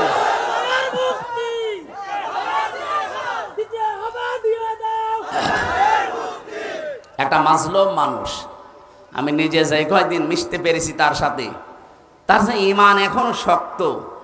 ভাই বহু আলেমকে আমি ভেতরে দেখেছি ঠিক থাকতে পারে না, মানে শয়তান তো আর বসে নেই, ওর ভেতরে যেও ধোকা দেয়। তো তাদেরকে দেয়নি, তাদেরকেও দিয়েছে, কিন্তু মানুষটা এত শক্তি, চলতে পারে না, একা একা চলতেও পারে না, কেঁপে কেঁপে বেড়ায়, কিন্তু ঈমানটা একেবারে পাহাড়ের মতো শক্ত। আমি যেই কয়বার দেখা করতে পেরেছিলাম, আমারে বলছে, হামজা জীবনে কোনো দিন যেন মাথা নত না করি, এই দোয়াটুকু করবা, আর আল্লাহ যেন আমাকে শাহাদতের মরণ দেয়। কোরআনের পাখি সারাটা জীবন দোয়া করেছিল, আল্লাহুম্মা ইন্নী আসআলুকা শাহাদাতান ফি সাবিলিক, হে আল্লাহ মরণ যদি দাও সাধারণ ভাবে দিও না, শাহাদতের মৃত্যু দিও। আল্লাহ কবুল করেছেন না করেন নাই? ওরা বলে উনি মরে গেছে। কে বলেছে মরে গেছে? আপনারা মেরে ফেলেছেন। কিচ্ছু করা লাগবে না, শুধু ডাক্তার মোস্তফা জামানকে ধরে 2টা ডিম দেন, ওই একবারে সব বলে ফেলবে।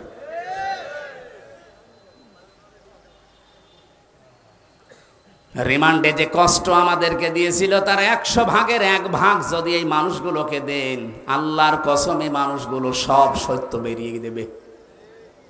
আমার মাথার চুল থেকে পায়ের তালু পর্যন্ত 1 ইঞ্চি জায়গা বাকি নেই যেখানে টর্চার করে নাই। আমি যে চেয়ারে বসতে পারি না, খালি তো গদি আছে বলে বসে আছি, যদি কাঠ হইতো আমি 10 মিনিট পরে আমার ব্যথা শুরু হয়ে যেত। এমন এমন জায়গায় টর্চার করেছিল যেটা বউকে ছাড়া কাউকে দেখানো যায় না। মেশিন নিয়ে এসেছিল একদিন, বলছে যে এটা দিয়ে আমরা নখ তুলি। এমন সিস্টেমের মেশিন বানানো ওদের, পুলিশকে যদি দায়িত্বে থেকে থাকে জিজ্ঞাসা করেন, এই চেয়ারে বসিয়ে দেয় এভাবে। আমার আগে একজন বিএনপির ছাত্র দলের এক ভাইকে নিয়ে গেল চট্টগ্রামে বাড়ি। যাওয়ার সময় ভালো মানুষ গেল, আসার সময় দেখি বাবা মা বলে চিৎকার করছে। হাতের দিকে তাকিয়ে দেখি একটা নখও নেই। এরকম একটা চেয়ারে একটা মানুষকে বসিয়ে দেয়। আমি একটা কথা হাফ ও মিথ্যা বলছি না, সব নিজে দেখেছি। রিমান্ডে চেয়ারের সাথে আটকে যদি বসিয়ে রাখে, তাও তো হয় ক্লিপ দিয়ে আটকিয়ে দেয় হাত আর এই গলা আর পা, আপনি নড়তেও পারবেন না। একটা মেশিন নিয়ে আসার পরে মেশিন একটা একটা করে তোলে না, একটা লাগিয়ে দেয় শুধু হাতের সাথে আর পায়ের সাথে, একটা করে টিপ দিলে আস্তে করে সব নখ উঠে চলে আসে।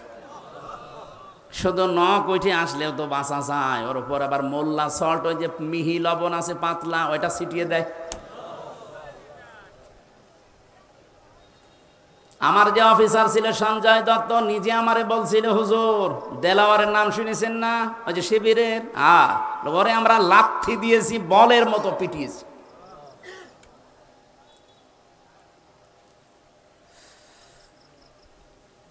দাড়ি পাল্লার প্রতীক শুধু আমরা দেখতে পাচ্ছি, কিন্তু ন্যায় বিচার আজও পাইনি। আমার মন ডেকে বলে, এবার যদি সত্যিই দাড়ি পাল্লা আমরা দেখতে পাই, আমরা চাচ্ছি যারা দায়িত্বে আছে, ন্যায়ের এই পথিক, এই দাড়ি পাল্লা এবং নিবন্ধন ফেরত দেওয়া লাগবে। এত মানুষ জীবন দিয়েও যদি বৈষম্যের শিকার হয়ে থাকা লাগে, তা আবার কি আগস্টের 5 তারিখ আসলে আপনারা কিছু নেবেন? ভার সহ্য করতে পারবেন না।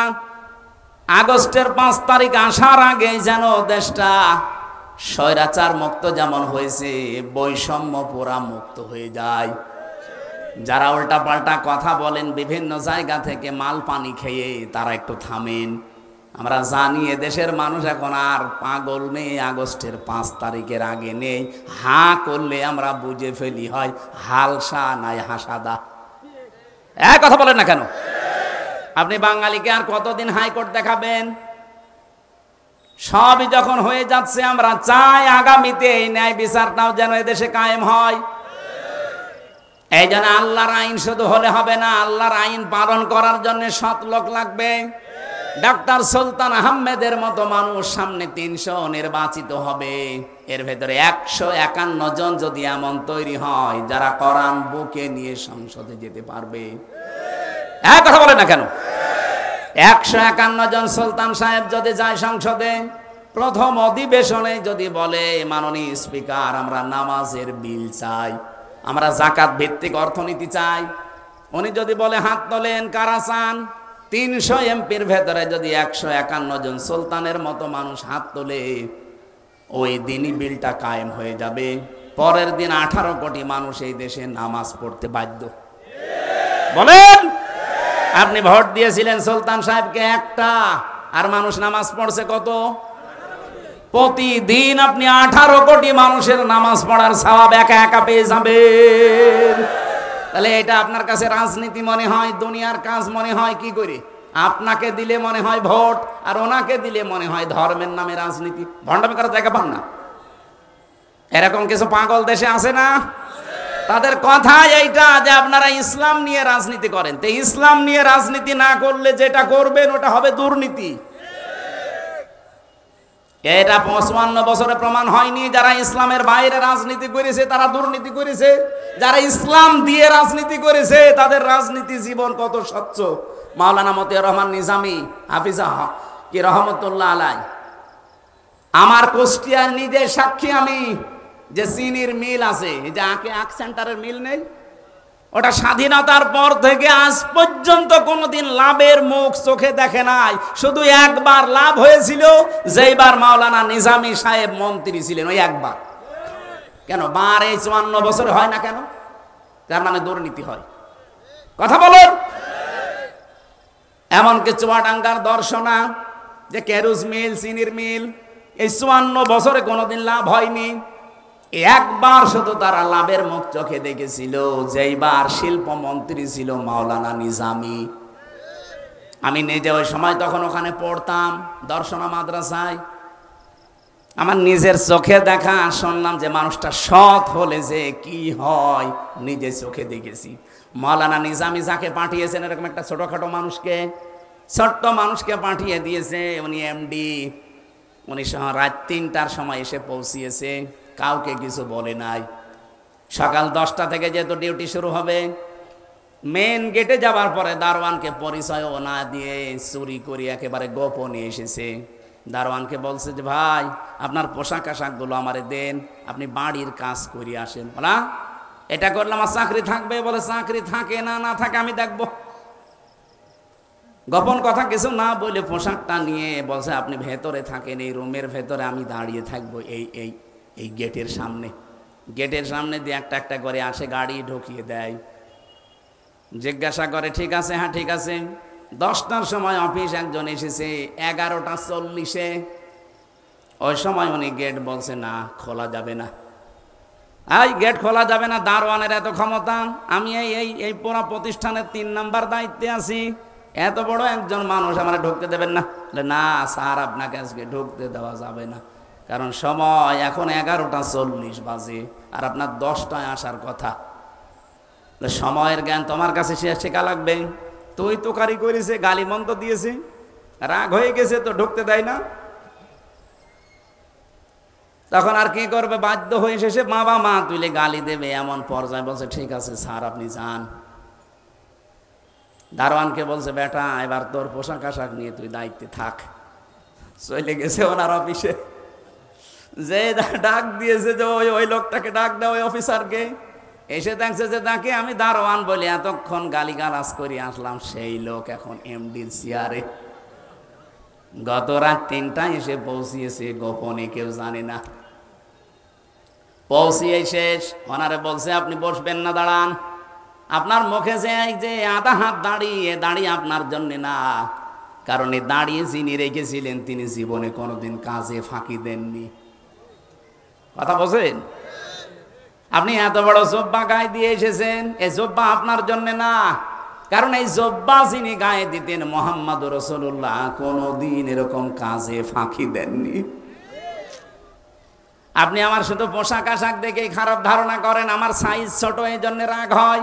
আরে ভাই, তাকওয়া তো শুধু পোশাকের ভেতরে না, দাড়ির ভেতরে না, টুপির ভেতরে না, তাকওয়া হচ্ছে অন্তরে। আজকে যদি এইটা আমরা ঠিক করতে পারতাম, এরকম সৎ মানুষ বাংলাদেশে খুব বেশি না, মাত্র 1628 জন তৈরি হয়ে যায়, এই দেশটা আল্লাহর কসম মালয়েশিয়ার মতো দাঁড়িয়ে যাবে। আমার কুষ্টিয়া বিশ্ববিদ্যালয়ের বড় ভাই ম্যাজিস্ট্রেট আব্দুল জব্বার মন্ডল, রাজশাহী বাড়ি, বাগমারা থানায়, দেখেছেন না, চমক দেখিয়ে দিয়েছে। তারপরও তার পেছনে সেরকম ব্যাকআপ নেই। যদি ব্যাকআপ থাকতো, আর এই মানুষগুলো যা করতে আরম্ভ করেছে, এই সৎ মানুষ যারে বলে, আল্লাহর আইনগুলো দিয়ে যদি সততার সাথে চালাতে পারতো, মাওলানা নিজামী মন্ত্রী হওয়ার পরে যেমন 36 টাকা ফেরত দিয়েছে, বাংলাদেশেও বাজেট শেষ করে টাকা ফেরত দিত। এমনি আল্লাহর আইন চাই, সৎ লোকের শাসন চাই বলি নাই, বলেছি এই কারণে আমরা চাই আগামী বছরে, আগামী নির্বাচনে সুলতান আহমেদের মতো মানুষ যেন 300-র ভেতরে 151 জন কোরআন বুকে নিয়ে যেতে পারে। এটা যদি কারো কাছে রাজনীতি মনে হয়, হ্যাঁ এটা আমার রাজনীতি, আপনার যা ভালো লাগে করেন। যদি মনে হয় এটা দুনিয়ার কাজ, হ্যাঁ এটাই দুনিয়ার কাজ। এটা যদি ধর্ম ব্যবসা মনে হয়, এইটাই আমার ধর্ম ব্যবসা। আমি চাই এ কোরআনকে এনার মতো মানুষ বুকে নিয়ে যাবে সংসদে। এক কথা বলেন না কেন? এতদিন যেতে পারেনি, এই কারণে আমরা এততে পিছিয়ে আছি। আপনি যেতে দেন, 54 বছর তো দেখলেন, যা তা একবার দেখা যায় না একটু? এবার আমরা দেখতে চাই কিনা বলেন তো? এই আন্দাজ হাত তুলবেন না, দেখতে চান যারা তারা হাত তোলেন। লিল্লাহে তাকবীর। এই দেখেন তো হাত তোলেনি কে? দেখেন না, এখন অনেকে হাত তোলেনি, আমি দেখতে পাচ্ছি। ঠিক আছে, আপনার তোলা লাগবে না, আপনি ওই 54 বছরে ফিরে যান, যান। কিন্তু এবার বাংলাদেশে আমরা যা দেখলাম, জরিপ, আন্তর্জাতিক জরিপগুলো দেখেন, আগস্টের 5 তারিখের আগে এই দেশে মাত্র 100 জনের 15 জন মানুষ বলতো যে আমরা এই দেশে রাষ্ট্রীয়ভাবে ইসলাম চাই। তার ভেতরে সুলতান সাহেব একজন, মাত্র 15 জন। জিজ্ঞাসা করে দেখেন ওনারে, উনি রাষ্ট্রীয়ভাবে ইসলাম চাই কিনা। কিন্তু এখন এই যে মে মাসের, আজকে চলছে 17 তারিখ, মে মাসের 11 তারিখের রিপোর্ট বলছি, এটা আমি নিজে বানিয়েছি, মাইক্রোসফট বানিয়েছে, খ্রিস্টানরা বানিয়েছে, তামাম দুনিয়ার 257টা দেশ। এই বাংলাদেশের রিপোর্ট হচ্ছে, এখন এই দেশে 100 জনের 77 জন মানুষ বলছে আমরা রাষ্ট্রীয়ভাবে ইসলাম চাই। কারণ মানুষ এখন বুঝে ফেলেছে, গোবিন্দ পরামানিকের মতো হিন্দু, ওই বেটা বলছে যে ইসলাম যদি এই দেশে কায়েম থাকে, তাহলে আমরা অন্য জাতির মানুষেরা সবচাইতে বেশি নিরাপদে থাকতে পারবো। এমনি বলছে না, বাস্তবতা বুঝে বলছে। আমরা এটা চাই না বলেন তো? এই জন্য ন্যায় ইনসাফের পথিক, এই দাঁড়িপাল্লা, এই নিবন্ধন, অবৈধভাবে যারা আটক করে রেখেছিলেন, হাইকোর্ট পর্যন্ত এই কথা বলছে যে পৃথিবীতে এই প্রথম নিদর্শন, 8ম নিদর্শন, এটা 9ম নিদর্শন দুনিয়ায়, যে কোর্টের দ্বারা কারো নিবন্ধন, কারো প্রতীক বাতিল হয়। পৃথিবীতে কোনো জায়গায় আমরা শুনিও নি, দেখিও নি। তাহলে কি অবিচার চলেছে আপনি বলেন? এই বৈষম্য আর থাকতে দেওয়া যাবে? আগামীতে চাই এগুলো ফেরত দিয়ে দেন। জনগণ যারে চাইবে সে যাবে, জোর করে গেলে যে টিকে থাকা যায় না। যারা 41 সাল টার্গেট দিয়েছিল, গেছে? বলেন বলেন না, টার্গেট দিলে সব হয় না। আল্লাহর আইন লাগবে এবং সৎ মানুষের শাসন এই জমিনে আমরা যদি দেখতে চাই, আল্লাহ রাব্বুল আলামিন চর্ম চোখে তুমি এটা দেখার তৌফিক দিও যে দেশটা অন্তত তোমার কালাম দিয়ে চলছে। আপনি মিনি জান্নাত হয়ে গেছে দেখতে পাবেন। আমি চলে গিয়েছিলাম অন্য লাইনে, যে কথা বলতে চাচ্ছিলাম, প্রথম আমি আরম্ভ করেছিলাম এই কথা নিয়ে যে পৃথিবীতে আপনি 3টা জায়গায় সম্পদ খরচ করলে জবাব দেওয়া লাগে না। তার ভেতরে 1 নম্বরে কোরআন প্রসারে, কোরআন প্রসারে, কোরআন শিক্ষায়, আর কোরআন কায়েমে। আজকে থেকে জীবনে সিদ্ধান্ত নিয়ে নেবেন যে যতদিন আছি আমার সব কিছু ব্যয় হবে কোরআন প্রসারে, কোরআন প্রসারে, কোরআন কায়েমে। আল্লাহ আমাদেরকে কবুল করেন, বলেন আমিন। সূরা আলে ইমরান থেকে 104 নম্বর একটা আয়াত পড়েছিলাম, লক্ষ লক্ষ হাদিস থেকে একটা হাদিস পড়েছিলাম। আপনাদের কি কষ্ট হচ্ছে? শেষ করে দেবো এখনই, আর একটু সকাল শোনা যাবে না? আল্লাহ রাব্বুল আলামিন কিছু গুরুত্বপূর্ণ যে মারুফ শব্দের আমি ব্যাখ্যা করব আজকে। কিছু গুরুত্বপূর্ণ তথ্য আছে, আপনি দেখবেন জীবনেও শুনেছেন কিনা আমার মনে হয় না, শোনেননি। অলতাকুম মিনকুম উম্মাতুন, আল্লাহ তাআলা সহজভাবে না বলে গ্যারান্টি দিয়ে বলছেন অবশ্যই তোমাদের ভেতরে একটা দল থাকতেই হবে। যারা দলদারির কথা শুনলেই মনে মনে রাগ করেন, হ্যাঁ দল করা লাগবে মানে আমি কি নামাজ পড়ি না, রোজা রাখি না, আমার বউ পর্দায় থাকে, আমি হজ করে এসেছি, আমার দলদারি করা লাগবে মানে? আল্লাহ বলছেন একটা দল থাকা লাগবে। আপনি কি আল্লাহর চাইতে বেশি বোঝেন? বলেন। অলতাকুম মিনকুম উম্মাতুন, উম্মাতুনের আগে আলিফ লাম নেই যে দলটি না, উম্মাতুন মানে একটা দল। অবশ্যই তোমাদের ভেতরে মধ্যে একটা দল থাকতেই হবে। কি করবে সেই দল? ইয়াদউনা ইলাল খায়র, যারা ভালো কাজে মানুষকে ডাকবে। এখন ভালো কাজ কি? আমরা বাংলাদেশের মানুষ অধিকাংশ মনে করি ভালো কাজ মানে চলো ভাই সলিমুদ্দিন নামাজ পড়তে যায়, ভালো কাজ। কে বলেছে আপনাকে? চলো ভাই সলিমুদ্দিন ওই জায়গায় মিলাদ হচ্ছে, একটু মিলাদে যাই। কে বলেছে এটা ভালো কাজ? ভালো কাজ কোনটা এ ব্যাখ্যা দেবে আমির হামজা। কথা বললেন না? আপনি ডাক্তার সুলতান সাহেবের ব্যাখ্যা শুনলে মানবেন? হামজা যত বড় আলেম হোক হামজার ব্যাখ্যা মানবেন যতক্ষণ হামজা এবং সুলতানের ব্যাখ্যা আল্লাহর সাথে না মিলবে। আল্লাহ পাক বলেন ভালো কাজ কোনটা, কোরআন শরীফ আপনি পড়বেন, একটার সাথে আর একটা মিল করা আছে। ভালো কাজ আমি নিজে দেখেছি কোরআনের সফের ভেতরে, যালিকুম খায়রুল লাকুম। আল্লাহ বলেন এইটাই ভালো কাজ। কোনটা? এইটাই ভালো কাজ। কোনটা? ইন কুনতুম তা'লামুন, যদি তোমরা বিষয়টা জেনে থাকো। আল্লাহ এতটুকু বলেই শেষ করলেন আয়াতটা। এবার এটা ভালো কাজ কি আল্লাহ ব্যাখ্যা দিয়েছেন এর আগে। সূরা সফের 9, 10, 11 নম্বর আয়াত পর্যন্ত বাড়ি যে মিলাবেন আজকে। ভালো কাজ কোনটা আপনি নিজেই বুঝে ফেলবেন। রব্বুল আলামিন জানাতে চেয়েছেন, হাল আদুল্লুকুম আলা তিজারাতিন তুনজিকুম মিন আযাবিন আলীম।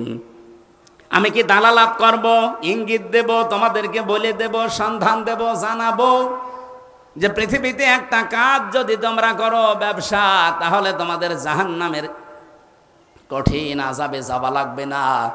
সেই ব্যবসাটা, সেই কাজটা কি? তুমিনুনা বিল্লাহি ওয়া রাসূলিহি, আল্লাহর প্রতি ঈমান এমন ভাবে আনবা যে ঈমানের ভেতরে কোনো ভেজাল থাকবে না। আয় এদিকে তাকান, বাংলাদেশে ঈমানদারদের ভেতরে ভেজাল আছে না নেই? আমার মনে হয় এই ভেজাল ঈমানদার যদি আপনি আস্তে আস্তে বাদ দেন তো ঈমানদারি খুঁজে পাবেন না। ঈমানের ভেতরে ভেজাল কিভাবে ঢোকে আমি এখানে 10টা পয়েন্ট লিখেছিলাম। আমরা যে অজু করি, অজু ভেঙে যায় 7 কারণে। কয় কারণে? এই 7 কারণের এক কারণও যদি আপনার ভেতরে পাওয়া যায়, আপনার অজু থাকবে? বলেন বলেন। এই যে রক্ত বের হয়ে গড়িয়ে যদি পড়ে তাহলে অজু ভেঙে যায়। আপনি আলেমদেরকে জিজ্ঞাসা করেন, কিন্তু রক্ত বা পুষ যতক্ষণ আপনার শরীরে লেগে থাকবে, পড়িয়ে যাচ্ছে না, ততক্ষণ আপনার অজু থাকবে। কিন্তু গড়িয়ে পড়ে গেলে অজু শেষ। কথা বলছেন না কেন? এই ভাঙ্গা অজু দিয়ে নামাজ, বলেন বলেন। এটা যেমন সহজে বুঝলেন যে ভাঙা অজু দিয়ে নামাজ হয় না। রোজাও ভেঙে যায়, নামাজও ভেঙে যায়। নামাজ ভাঙে কয় কারণে? 19 কারণে। এর একটাও যদি পাওয়া যায় বলেন তো ওটা কি নামাজ না নামাজ শেষ? ওটা আবার পড়া লাগবে। এগুলো সহজে যেমন বোঝেন, ঈমানও তো ভেঙে যায়, নষ্ট হয়ে যায়। ঈমান যে 10 কারণে ভেঙে যায়, নষ্ট হয়ে যায়, এখানে অনেকেই আমরা জানি না। কথা বলেন না কেন?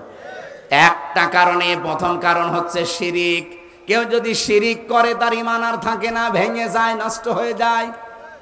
আবু জেহেলের ঈমান ছিল কিন্তু শিরিক ছিল, এজন্য ওর ঈমানে কোনো কাজ হয়েছে? এখন যদি বলেন আবু জেহেলের ঈমান ছিল মানে হ্যাঁ ছিল। কোরআনের কাছে আপনি আসেন, ওয়ালা ইন সাআলতাহুম মান খালাকাস সামাওয়াতি ওয়াল আরদা লা ইয়াকুলুনাল্লাহ। আল্লাহ বলেন, হে নবী আপনি যদি আবু জেহেলকেও জিজ্ঞাসা করেন যে আসমান আর জমিন কে বানিয়েছে, ও লা ইয়াকুলুনাল্লাহ, গ্যারান্টি দিয়ে বলবে আল্লাহ বানিয়েছে। তাহলে আল্লাহ আবু জেহেলের ঈমান ছিল না? ইমান ছিল, পাশাপাশিও আল্লাহর সাথে শিরিক করতো। এই জন্য ইমান আছে না ভেঙে গেছে? বাংলাদেশে বহু ইমানদার আমরা এখন ইমানের দাবি করছি, কিন্তু ইমান নেই, ইমান ভেঙে গেছে। ও বাংলার মুসলমানেরা, এই জন্য এই ব্যবসা করে যদি আপনি জাহান্নাম থেকে বাঁচতে চান, আর এইটাই যেহেতু ভালো কাজ, তাহলে ইমান আনা লাগবে শিরিক মুক্ত না শিরিক যুক্ত।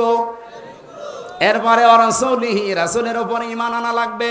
তার মানে নবুয়তের যে জিন্দেগি 40 থেকে 63, এই 23 বছরের 1 সেকেন্ডও আপনি বাদ দিতে পারবেন না। এক কথা বলেন না কেন? উনি যা যা করেছিলেন এই নবুয়তের জিন্দেগিতে তাই করা লাগবে। উনি 13 বছর মার খেয়েছিলেন, আমরা 15 বছর মার খেয়েছি।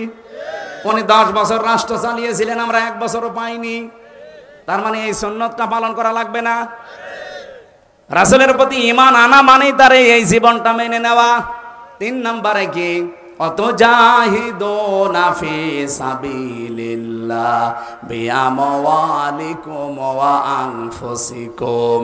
আল্লাহ পাক বলেন, তারা যুদ্ধ করবে, জিহাদ করবে, সংগ্রাম করবে, আন্দোলন করবে জান আর মাল দিয়ে, যার তার রাস্তায় না, আল্লাহর রাস্তায়। বলেন বলেন। ওয়া ইয়ামুরুনা বিল মারুফ, তারা ভালো কাজে আদেশ করবে। অবড়গোনাবাসী ঈমান থেকে এবার কথা বলবেন, এই বাংলাদেশে কি ভালো কাজের আদেশ আছে না অনুরোধ আছে? কি আছে? বলেন বলেন। আল্লাহকে এখানে পুরা কোরআনে কোন জায়গায় আপনি পাবেন যে ভালো কাজে অনুরোধ করো? না। হয় তা'মুরুনা না ইয়ামুরুনা, আপনাকে আদেশ করা লাগবে। আর আদেশের জায়গায় না থাকলে আদেশ করা যায় না। চেয়ারে না থাকলে আপনার আদেশ কেউ শুনবে? বলেন বলেন। আপনি যে আলটা যে খালি রাজনীতি মনে করেন, এইটাই আসল নীতি। আল্লাহ বলেন ওয়ায়ামুরুনা বিল মারুফ, তারা ভালো কাজের দিকে মানুষকে ডাকবে। ভালো কাজ কোনটা? ওই যে যেটা বললাম, আল্লাহর জমিনে আল্লাহর রাস্তায় জান আর মাল খরচ করা, এটা ভালো কাজ। ওয়ায়ামুরুনা বিল মারুফ, তারা ভালো কাজে আদেশ দেবে। এই বাংলা অর্থটা আসলে ঠিক নেই। এই আয়াতের ভেতরে বাংলা অর্থ এটা হয় না। ইয়ামুরুনা, তারা আদেশ করবে, অনুরোধ করবে না, আদেশ করবে, নির্দেশ দেবে, আইন জারি করবে। কিসের? বিল মারুফ। মারুফ মানে কি? না, এই যে এই ব্যাখ্যাগুলো ঠিক না ভাই, এগা আধুনিক ব্যাখ্যায় নিয়ে আসবেন এই শব্দগুলো। মারুফ শব্দের শাব্দিক অর্থ, এর আগে দেখবেন আলিফ লাম এ দিন নির্দিষ্ট করে দিয়েছেন মারিফা, এর আগে বা আছে। ওয়ায়ামুরুনা বিল মারুফ। আমি আলেমদেরকে বলছি এবার এটা দরকার। এই মারুফটা বোঝাতে হলে আরাফা ইয়ারিফু উরফুন, এর বাংলা অর্থ হচ্ছে পরিচিত হওয়া। কি পরিচিত হওয়া? না পরিচিত আপনি কোথায় হইলেন? আল্লাহ যে নির্দেশ করলেন যে পরিচিত কাজগুলো তোমাকে নির্দেশ দেওয়া লাগবে। পরিচিত কাজ কি? এই পরিচিত কাজ জানার জন্য আপনাকে একটা ক্লাসে যাওয়া লাগবে। এই এদিকে তাকান, যে চলে যায় যাক, আপনি শোনেন আগে। এই যে পরিচিত কাজ, একটা শব্দ শুনবেন, এরকম 918টা জিনিস আপনি একবারে জেনে ফেলবেন। কোরআনে এই একটা শব্দের ভালো করে ব্যাখ্যা বোঝেন। যেহেতু আল্লাহ ইয়ামুরুনা বিল মারুফ, তারা আদেশ করবে পরিচিত জিনিস। পরিচিত জিনিস কি? আর আমরা পরিচয় হলাম কোন দিন থেকে? কখন আমার সাথে এর পরিচয় আছে? একটা ক্লাসে আপনি ফিরে যান, ওই ক্লাস থেকে আপনি পরিচিত জিনিসগুলো জানতে পারবেন। যে ক্লাস আল্লাহ নিজে নিয়েছিল, আর একজন নবীর মাধ্যমে আল্লাহ ক্লাস করিয়েছেন। ও আল্লামা আদম আল আসমা কুল্লাহা। কি শোনেননি আয়াত? আল্লাহ শিক্ষা দিয়েছিলেন আদমকে। কি শিক্ষা? এসএম এর বহুবচন আসমা। ওয়া আল্লামা আদম আল আসমা কুল্লাহা, তার কাছে যা ছিল সব জিনিসের নাম তিনি শিখিয়েছিলেন। না, এটা বাংলা অর্থ ভুল। কে বলেছে এসএম এর বহুবচন আসমা দিলে আপনি অর্থ করতে পারবেন? আমরা অধিকাংশ আলেম মনে করি এখানে আল্লাহ মনে হয় আদমকে এই ক্লাসে শিখিয়েছিলেন নাম মানে এই গরু, ছাগল, হাঁস, মুরগি, ঝিঙা, পটল, এই সমস্ত জিনিসের নাম। নাকি আপনি কোনদিন আপনি চিন্তা করেছেন বলেন তো যে আল্লাহ নিজে ক্লাস নিচ্ছে, আর এখানে ক্লাস করছে আমার মতো সলিমদ্দি গলিমদ্দি না, কে? নবী, একজন নবী আদম আলাইহিস সালাম। আর ক্লাসরুম যেটা, ওটা কি এই বড়গোনা বেতাগি? কোন জায়গা? জান্নাত। ক্লাসরুম অনুযায়ী এই যে বিশ্ববিদ্যালয়গুলো যে এই যে মার্কিং করা হয়, 1000-এর ভেতরে বাংলাদেশ নেই কেন? কারণ ওই সমস্ত জায়গায় যে র্যাঙ্কিং, যে অবস্থান, তাদের স্তরগুলো কি দিয়ে তারা র্যাঙ্কিং করে? ক্লাসরুমের ভেতরে এমন এমন কিছু তারা সেট করেছে যা থেকে এমন কিছু বের করা যায়। ওই 1000-এর ভেতরে বাংলাদেশ নেই কেন? এই কারণে নেই, কারণ এখানে 1000-এর ভেতরে থাকার মতো যোগ্যতা ওই পর্যন্ত আপনি যেতে পারেননি। তাদের যে গবেষণা সেল, গবেষণাগার, যে কিতাব, যে আধুনিক যন্ত্রপাতি তারা সেট করেছে। আমি মালয়েশিয়া ইন্টারন্যাশনাল ইসলামিক ইউনিভার্সিটিতে গিয়েছিলাম, ওদের লাইব্রেরিতে ঢুকে দেখি আমার কুষ্টিয়া বিশ্ববিদ্যালয়ের লাইব্রেরির কমপক্ষে 50 গুণ বড়। এখানে কিতাব খুঁজতে হলে 10 মিনিটে সব শেষ, আর ওখানে কিতাব খুঁজতে হলে কম্পিউটার লাগে।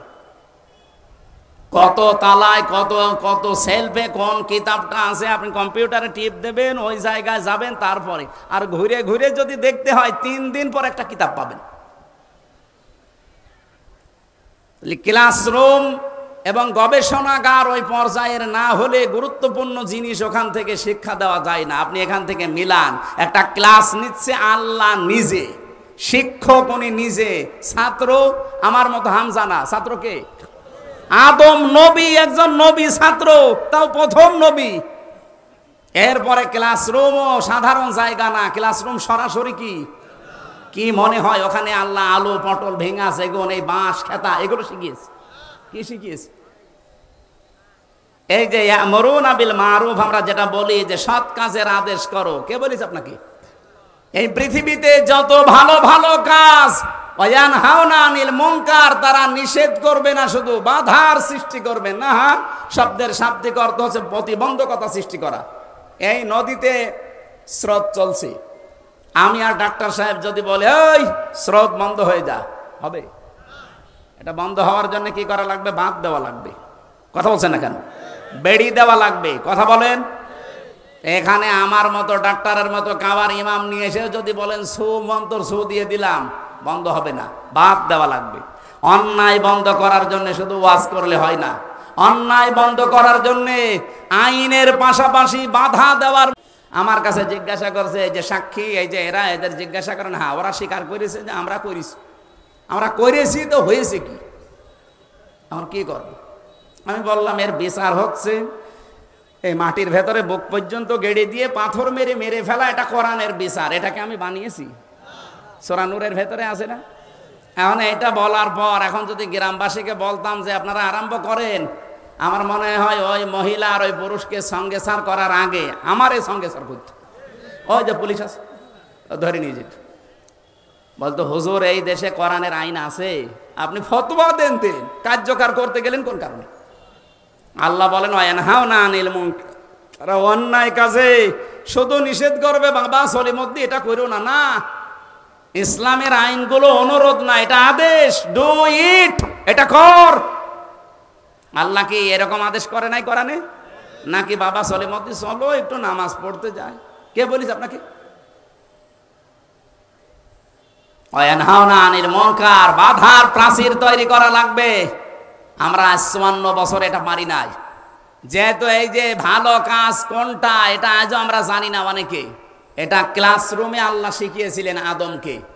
এই আসমা মানে শুধুমাত্র নাম না, এই গাছপালা মাইক এগুলোর নাম না। এই আসমা মানে যত রকমের ভালো ভালো কাজ আছে, এই অন্যায়ের বাধা দেওয়া আছে, সবগুলো ওই ক্লাসে আমাদের আদম নবীকে, আদি পিতাকে আল্লাহ একদিনে শিখিয়েছিলেন, যেটা ফেরেশতারা জানতো না। কি কথা বলেন না কেন? ওই দিন থেকে আমরা যেহেতু আদমের পৃষ্ঠদেশ থেকে বের হওয়া, ওয়াইদ আখাযা রাব্বুকা মিন বানি আদম মিন যুহুরিহিম যুররিয়াতাহুম, স্মরণ করো ওই সময়ের কথা যখন আদম নবীর পৃষ্ঠদেশ থেকে তার সন্তানদেরকে আমি আল্লাহ বের করেছিলাম। যেহেতু আমাদের বাবা ক্লাস করেছিলেন, বাবার পেট থেকে আমরা বের হয়েছিলাম, উনি যা যা জেনেছেন সবগুলো আল্লাহ আমাদেরকে ওই বাবার পেট থেকে বের করার সময় জানিয়ে দিয়েছে। এজন্য দুনিয়ায় আসার পরে কেউ যদি লেখাপড়া নাও করে, ও যদি জ্ঞান অর্জন নাও করে, ওই এক ক্লাসে যা পেয়েছে কোনটা ন্যায় কোনটা অন্যায় ও কিন্তু এমনি জানে। এক কথা বললেন না কেন? তো এই যে ন্যায় কোনটা অন্যায় কোনটা আপনাকে কোন ক্লাসে শিখিয়েছে বলেন? ওই ক্লাসে যেদিন আমার বাবা ক্লাস করেছিল। আমরা এইভাবে যদি আসমার ব্যাখ্যাগুলো আর শোনাতে পারতাম সারা দেশে, যে ভালো ভালো কাজ কোনটা, এখানে 500টা ভালো কাজের নাম আছে। কয়টা জানি আমরা ভালো কাজ? খালি ভাই চলে মধ্যে নামাজ পড়তে যায়, চলো রোজা রাখি, চলো একটু দাড়ি রাখি, এই ভালো কাজ? ইসলামের কোন কাজে অনুরোধ আছে? সব কাজে আছে আদেশ। যেই দল এই কাজগুলো করতে চায় যে ভালো কাজে আদেশ করা হবে, অন্যায় কাজে বাধার প্রাচীর তৈরি করা হবে, আল্লাহ বলেন উলাইকা হুমুল মুফলিহুন, এরাই সফল কাম। বাংলাদেশে 73টা দল কাজ করছে। বিবেক দিয়ে বলেন যে এই কর্মসূচিগুলো কোন দলে আছে? যাদের দলে আছে সেই সফল কাম দলে আপনাকে থাকার আহ্বান জানাচ্ছে। এখন যদি আপনার মনে হয় যে না এটা রাজনীতি, হ্যাঁ এটাই আমার রাজনীতি, কোন আলেম নিয়ে এসে বসাবেন, এখানে বসেন, আমার আয়াতের ব্যাখ্যা বল ধরতে। আমরা আসমার ব্যাখ্যা বুঝি না, মারুফের ব্যাখ্যা বুঝি না, নাহার ব্যাখ্যা বুঝি না, ওই মানধাতা বলে যা লেখা আছে ওইটা পড়ে পড়ে শেষ করে দিই। আজ ভালো কাজগুলো আমরা একটা অনেকে জানি না। 500 ভালো কাজ আছে এই কোরআনে, নিষেধ আছে 500, একটাও চলে না। আন্দাজে বিশাল মমিন হয়ে বসে আছে। সফলতার জন্য সূরা বালাদের যেটা পড়েছিলাম না, 5টা গুণ থাকা লাগবে। তার প্রথম গুণ এইটা যে মানুষের দাসত্ব থেকে মানুষকে যারা মুক্ত করার জন্য চেষ্টা চালায়, আও ইউতাআমুন ফি ইয়াউমিন যি মাসগাবা, যারা এতিম মিসকিন অসহায় এদের পাশে যারা দাঁড়ায়। আগস্টের 5 তারিখের পর থেকে আপনি তাকান, কত জায়গায় বন্যা দুর্ভিক্ষ দেখা দিয়েছিল বিভিন্ন এলাকায়। এদেশের টাকাওয়ালা মানুষ নেই, কয়জন এগিয়ে গেছে? আমরা তো দেখলাম শুধু জামাত ইসলামী বাংলাদেশ, এরা এদের নিজেদের সংসার চলে না, তারপরও ফেনিতেছে, হাঁটু পানিতে গলা পানিতে নেমে নেমে খাবার দিয়ে আসতেছে। আপনাকে এগুলো ওয়াজ করে বোঝানো লাগবে, আপনি দেখেননি? সফল হওয়ার জন্য তারা কোরআন থেকে কর্মসূচি নিয়েছে, আর আপনি সফল হওয়ার জন্য আমেরিকার কাছ থেকে নিয়েছেন। জীবনও সফল হতে পারবেন না। এতিমান যা মাকরাবা, গরীব থেকে এসেছে এটা। যারা এতিম মিসকিন অসহায় মানুষ এদের পাশে যারা দাঁড়ায়, আত্মীয়র পরিচয় দেয়। বহু মানুষ এই বড়গোনায় আছে, ধর্ম আত্মীয় পাতিয়েছে, সেই বরিশাল মাসে মাসে 3 বার করে যায়, আর নিজের বোন গরিব, একদিনও যায় না। কথা বলুন, আপনি সফল হতে পারবেন? আর এগুলোর পেছনে যারা কলকাঠি নাড়ায়, তারা হয় আপনার শাশুড়ি না আপনার বউ। আপনার বউর কারণে, শাশুড়ির কারণে, পরিবারের কারণে রক্তের সম্পর্কগুলো আজ আমরা ঠিক রাখতে পারি না। নিজের আপন ভাইয়ের সাথে আমার মিল নেই আমার বউর কারণে। আমার নিজের আপন বোনের বাড়ি আমি যেতে পারি না, তার হক আদায় করতে পারি না আমার বউর কারণে। এরকম বউ দেশে নেই? কার বউ এরকম মন ছোট? হাত তোলেন তো। একজন, তাও তো আল্লাহর ওলি একটা আছে এখানে। আয় না, ওই এমনি হাত তোলে না, কোন জাহান্নামে আছে ওটের পাচ্ছে। সম্মানিত মা বোনরা, আপনারা এসেছেন কেন আমি জানি না। আপনারা শুধু নামাজ পড়া, রোজা রাখা আর কালো বোরকা পরায় মনে করেন ইবাদত। কে বলেছে আপনাকে? স্বামীর কাছে বারবার বলবেন যে যার যার সাথে রক্তের সম্পর্ক আছে এগুলো ঠিক রাখো। নবীজি বলেন যদি কোনো স্ত্রী চায় যে আমার স্বামী আরো বেশি দিন বেঁচে থাক, আমার স্বামীর সংসার, সম্মান, রিজিক আরো বেড়ে যাক, সেজন্য বারবার স্বামীকে বারবার এই কথা বলে যে স্বামী যা করো রক্তের সম্পর্ক যেন নষ্ট না হয়। আজ অনেক সন্তান তার নিজের আপন মা বাবাকে আলাদা করে দিয়ে সম্পর্ক নষ্ট করে ফেলছে। এর পেছনে দায়ী কে? বউ। বলেন বলেন, আমি কি একটু বেশি বলে ফেললাম? আমি নিজে দেখতেছি বাংলাদেশে বহু পরিবার এটা চলছে। সম্মানিত মা বোনেরা, এই জায়গায় একটু উদার হবেন। কয়দিন থাকবেন দুনিয়ায়? আপনার কারণে যদি এর আপন মা, আপন বাবা নারাজ হয়ে যায়, আল্লাহর আরশ পর্যন্ত নারাজ হয়ে যাবে। এই যে রাজশাহীতে সেই দিন 4টা ছেলে মেয়ে, তারপরও মুরব্বী যে টেনে মাথা দিয়ে মরে গেল। কি একটা দুঃখ! মানসিক যন্ত্রণায় থাকলে একটা জিন্দা মানুষ এই কাজ করতে পারে? এই যে পলাশ সাহা এএসপি, এই যে স্যারকে জিজ্ঞাসা করে দেখেন, একজন এএসপি, তার মানে একটা জেলার দ্বিতীয় দায়িত্বে আছে সেই লোকটা। খালি বউ আর মা, এই 2 জনের মনোমালিন্যের কারণে লোকটা দুনিয়া থেকে বিদায় নিল। নিজের অস্ত্র দিয়ে নিজে মরে গেছে। মা বোনেরা, আমি আশা করছি শাশুড়ি যারা এসেছেন, পুত্রবধূকে একটু ছাড় দেবেন আপনার ছেলেটার জন্যে। আর বউ যারা এসেছেন, যেহেতু 25-30 বছর আমার পেছনে আমার মা আর বাবা শ্রম দিয়েছে নিঃস্বার্থভাবে, সুতরাং কিছু না কিছু সহ্য করা লাগবে। আল্লাহ আমাদের পরিবারটা, এই যে এতিমাংদা মাকরাবা, নিকট আত্মীয় যারা অসহায় এতিম, এই মানুষগুলোর যারা খোঁজ খবর রাখে, আও মিসকিনান যা মাতরাবা, যারা ধলি মলিন অসহায়, যারা কাজ করে খায়, এদের কাছে যারা এগিয়ে যায়। আজ বাংলাদেশে বললাম ৭৩টা দল, কিন্তু একটা দলের কর্মসূচি এই অনাথ, ধোলামলিন, শরীরের ভেতরে ঘাম ঝরছে, গন্ধ বের হচ্ছে, এরকম মানুষের কাছে যে খাবার, পানি, স্যালাইন এই গরমের ভেতরে দিয়ে বেড়ায়। এ জেলায় দিয়েছে কিনা আমি জানি না, আমার কুষ্টিয়াতে অলরেডি দিয়েছে এবং দেখতেও পাচ্ছি। অনেক মানুষ আবার টিটকারি করে, হ্যাঁ 20 টাকার পানির বোতল, আরে 10 টাকার স্যালাইন, 30 টাকা দিয়ে আবার। আপনি 30 টাকাও দিয়েছেন? অত 30 টাকা অন্তত দিয়েছে এক একজনকে, যদি 500 মানুষকে দেয় কত 30 হয়? আর আপনি কয় টাকা দিয়েছেন? আপনি তো ঘর থেকেই বের হন না। এই কর্মসূচি যারা হাতে নিয়েছে তারা বানিয়ে না, কোরআন থেকে নিয়েছে। সুম্মা কানা মিনাল্লাযীনা আমানু, তাদের আরেকটা গুণ আছে, তারা ঈমান আনার পরে ওয়াতাওয়াসাউ বিস সাবরি ওয়াতাওয়াসাউ বিল মারহামা, দুনিয়ায় যত কঠিন পরিস্থিতি হোক ধৈর্য ধারণ করে, সবর করে, যে যার পাপের শাস্তি সে পেয়ে যাবে। এবং তারা রহমদিল হওয়ার জন্য একে অন্যকে উপদেশ দেয়। উলাইকা আসহাবুল মাইমানা, আল্লাহ পাক বলেন এই মানুষগুলোই সৌভাগ্যশালী, এরাই সফলকাম হবে। আল্লাহ এদের দলে শামিল হওয়ার তৌফিক আমাদের দান করেন, বলেন আমিন। আমি জেলখানায় বসে বসে যে কাজগুলো করেছিলাম তার ভেতরে অন্যতম একটা বই লেখা, বহু কষ্ট করে পারিবারিক জীবন নিয়ে, মেয়েদের এই জীবন নিয়ে লিখেছিলাম, আর বাইরে থাকতে লিখেছিলাম 6টা। এই 7টা বই আমার এখন পাবলিশড আছে, তার ভেতরে এই বইটা গুরুত্বপূর্ণ। এটা দাম্পত্য সমস্যা এবং তার সমাধান, মেয়েদের জন্য যারা আছেন, মায়ের জন্য, মেয়ের জন্য, বউর জন্য নিয়ে যাবেন, যে পড়াবেন। 120 পৃষ্ঠা আছে। আর একটা আছে শিক্ষিত মানুষদের জন্য, সৃষ্টি নিয়ে লিখেছিলাম, এটাও শিক্ষিত মানুষরা পারলে নিয়েছেন। আর একটা আছে মেয়েদের আদর্শ, কারা কারা আদর্শ হবে। আজকে যে নারী কমিশন জমা দিচ্ছে, যা আজকে সকালে মিছিল করেছে, যারা বাঁধন সহ যারা মিছিল করেছে, ওইগুলোকে আপনার আদর্শ হবে নাকি আর আদর্শ হবে কারা? এর মধ্যে আছে, ওই গাড়িতে আছে মনে হয় নাকি, এই যে বামে গাড়িতে আছে, যাওয়ার সময় নিয়েছেন। আল্লাহুম্মা আমিন। লা ইলাহা ইল্লা আনতা সুবহানাকা ইন্নী কুনতু মিনাজ জালিমিন। আল্লাহুম্মা গফিরলি ওয়ারহামনি ওয়াহদিনি ওয়াফিনি ওয়ারযুকনি ইয়া রাব্বাল আলামিন। আল্লাহ তাআলা সারা জীবন অপরাধ করে জীবনটা নষ্ট করে ফেলেছি। হাত উঠায়া কথা বলবো ভয় করে, লজ্জা করে। আমাদের অপরাধের দিকে তাকালে তোমার ইচ্ছে করবে না মাফ করতে, কারণ এমন কোন অপরাধ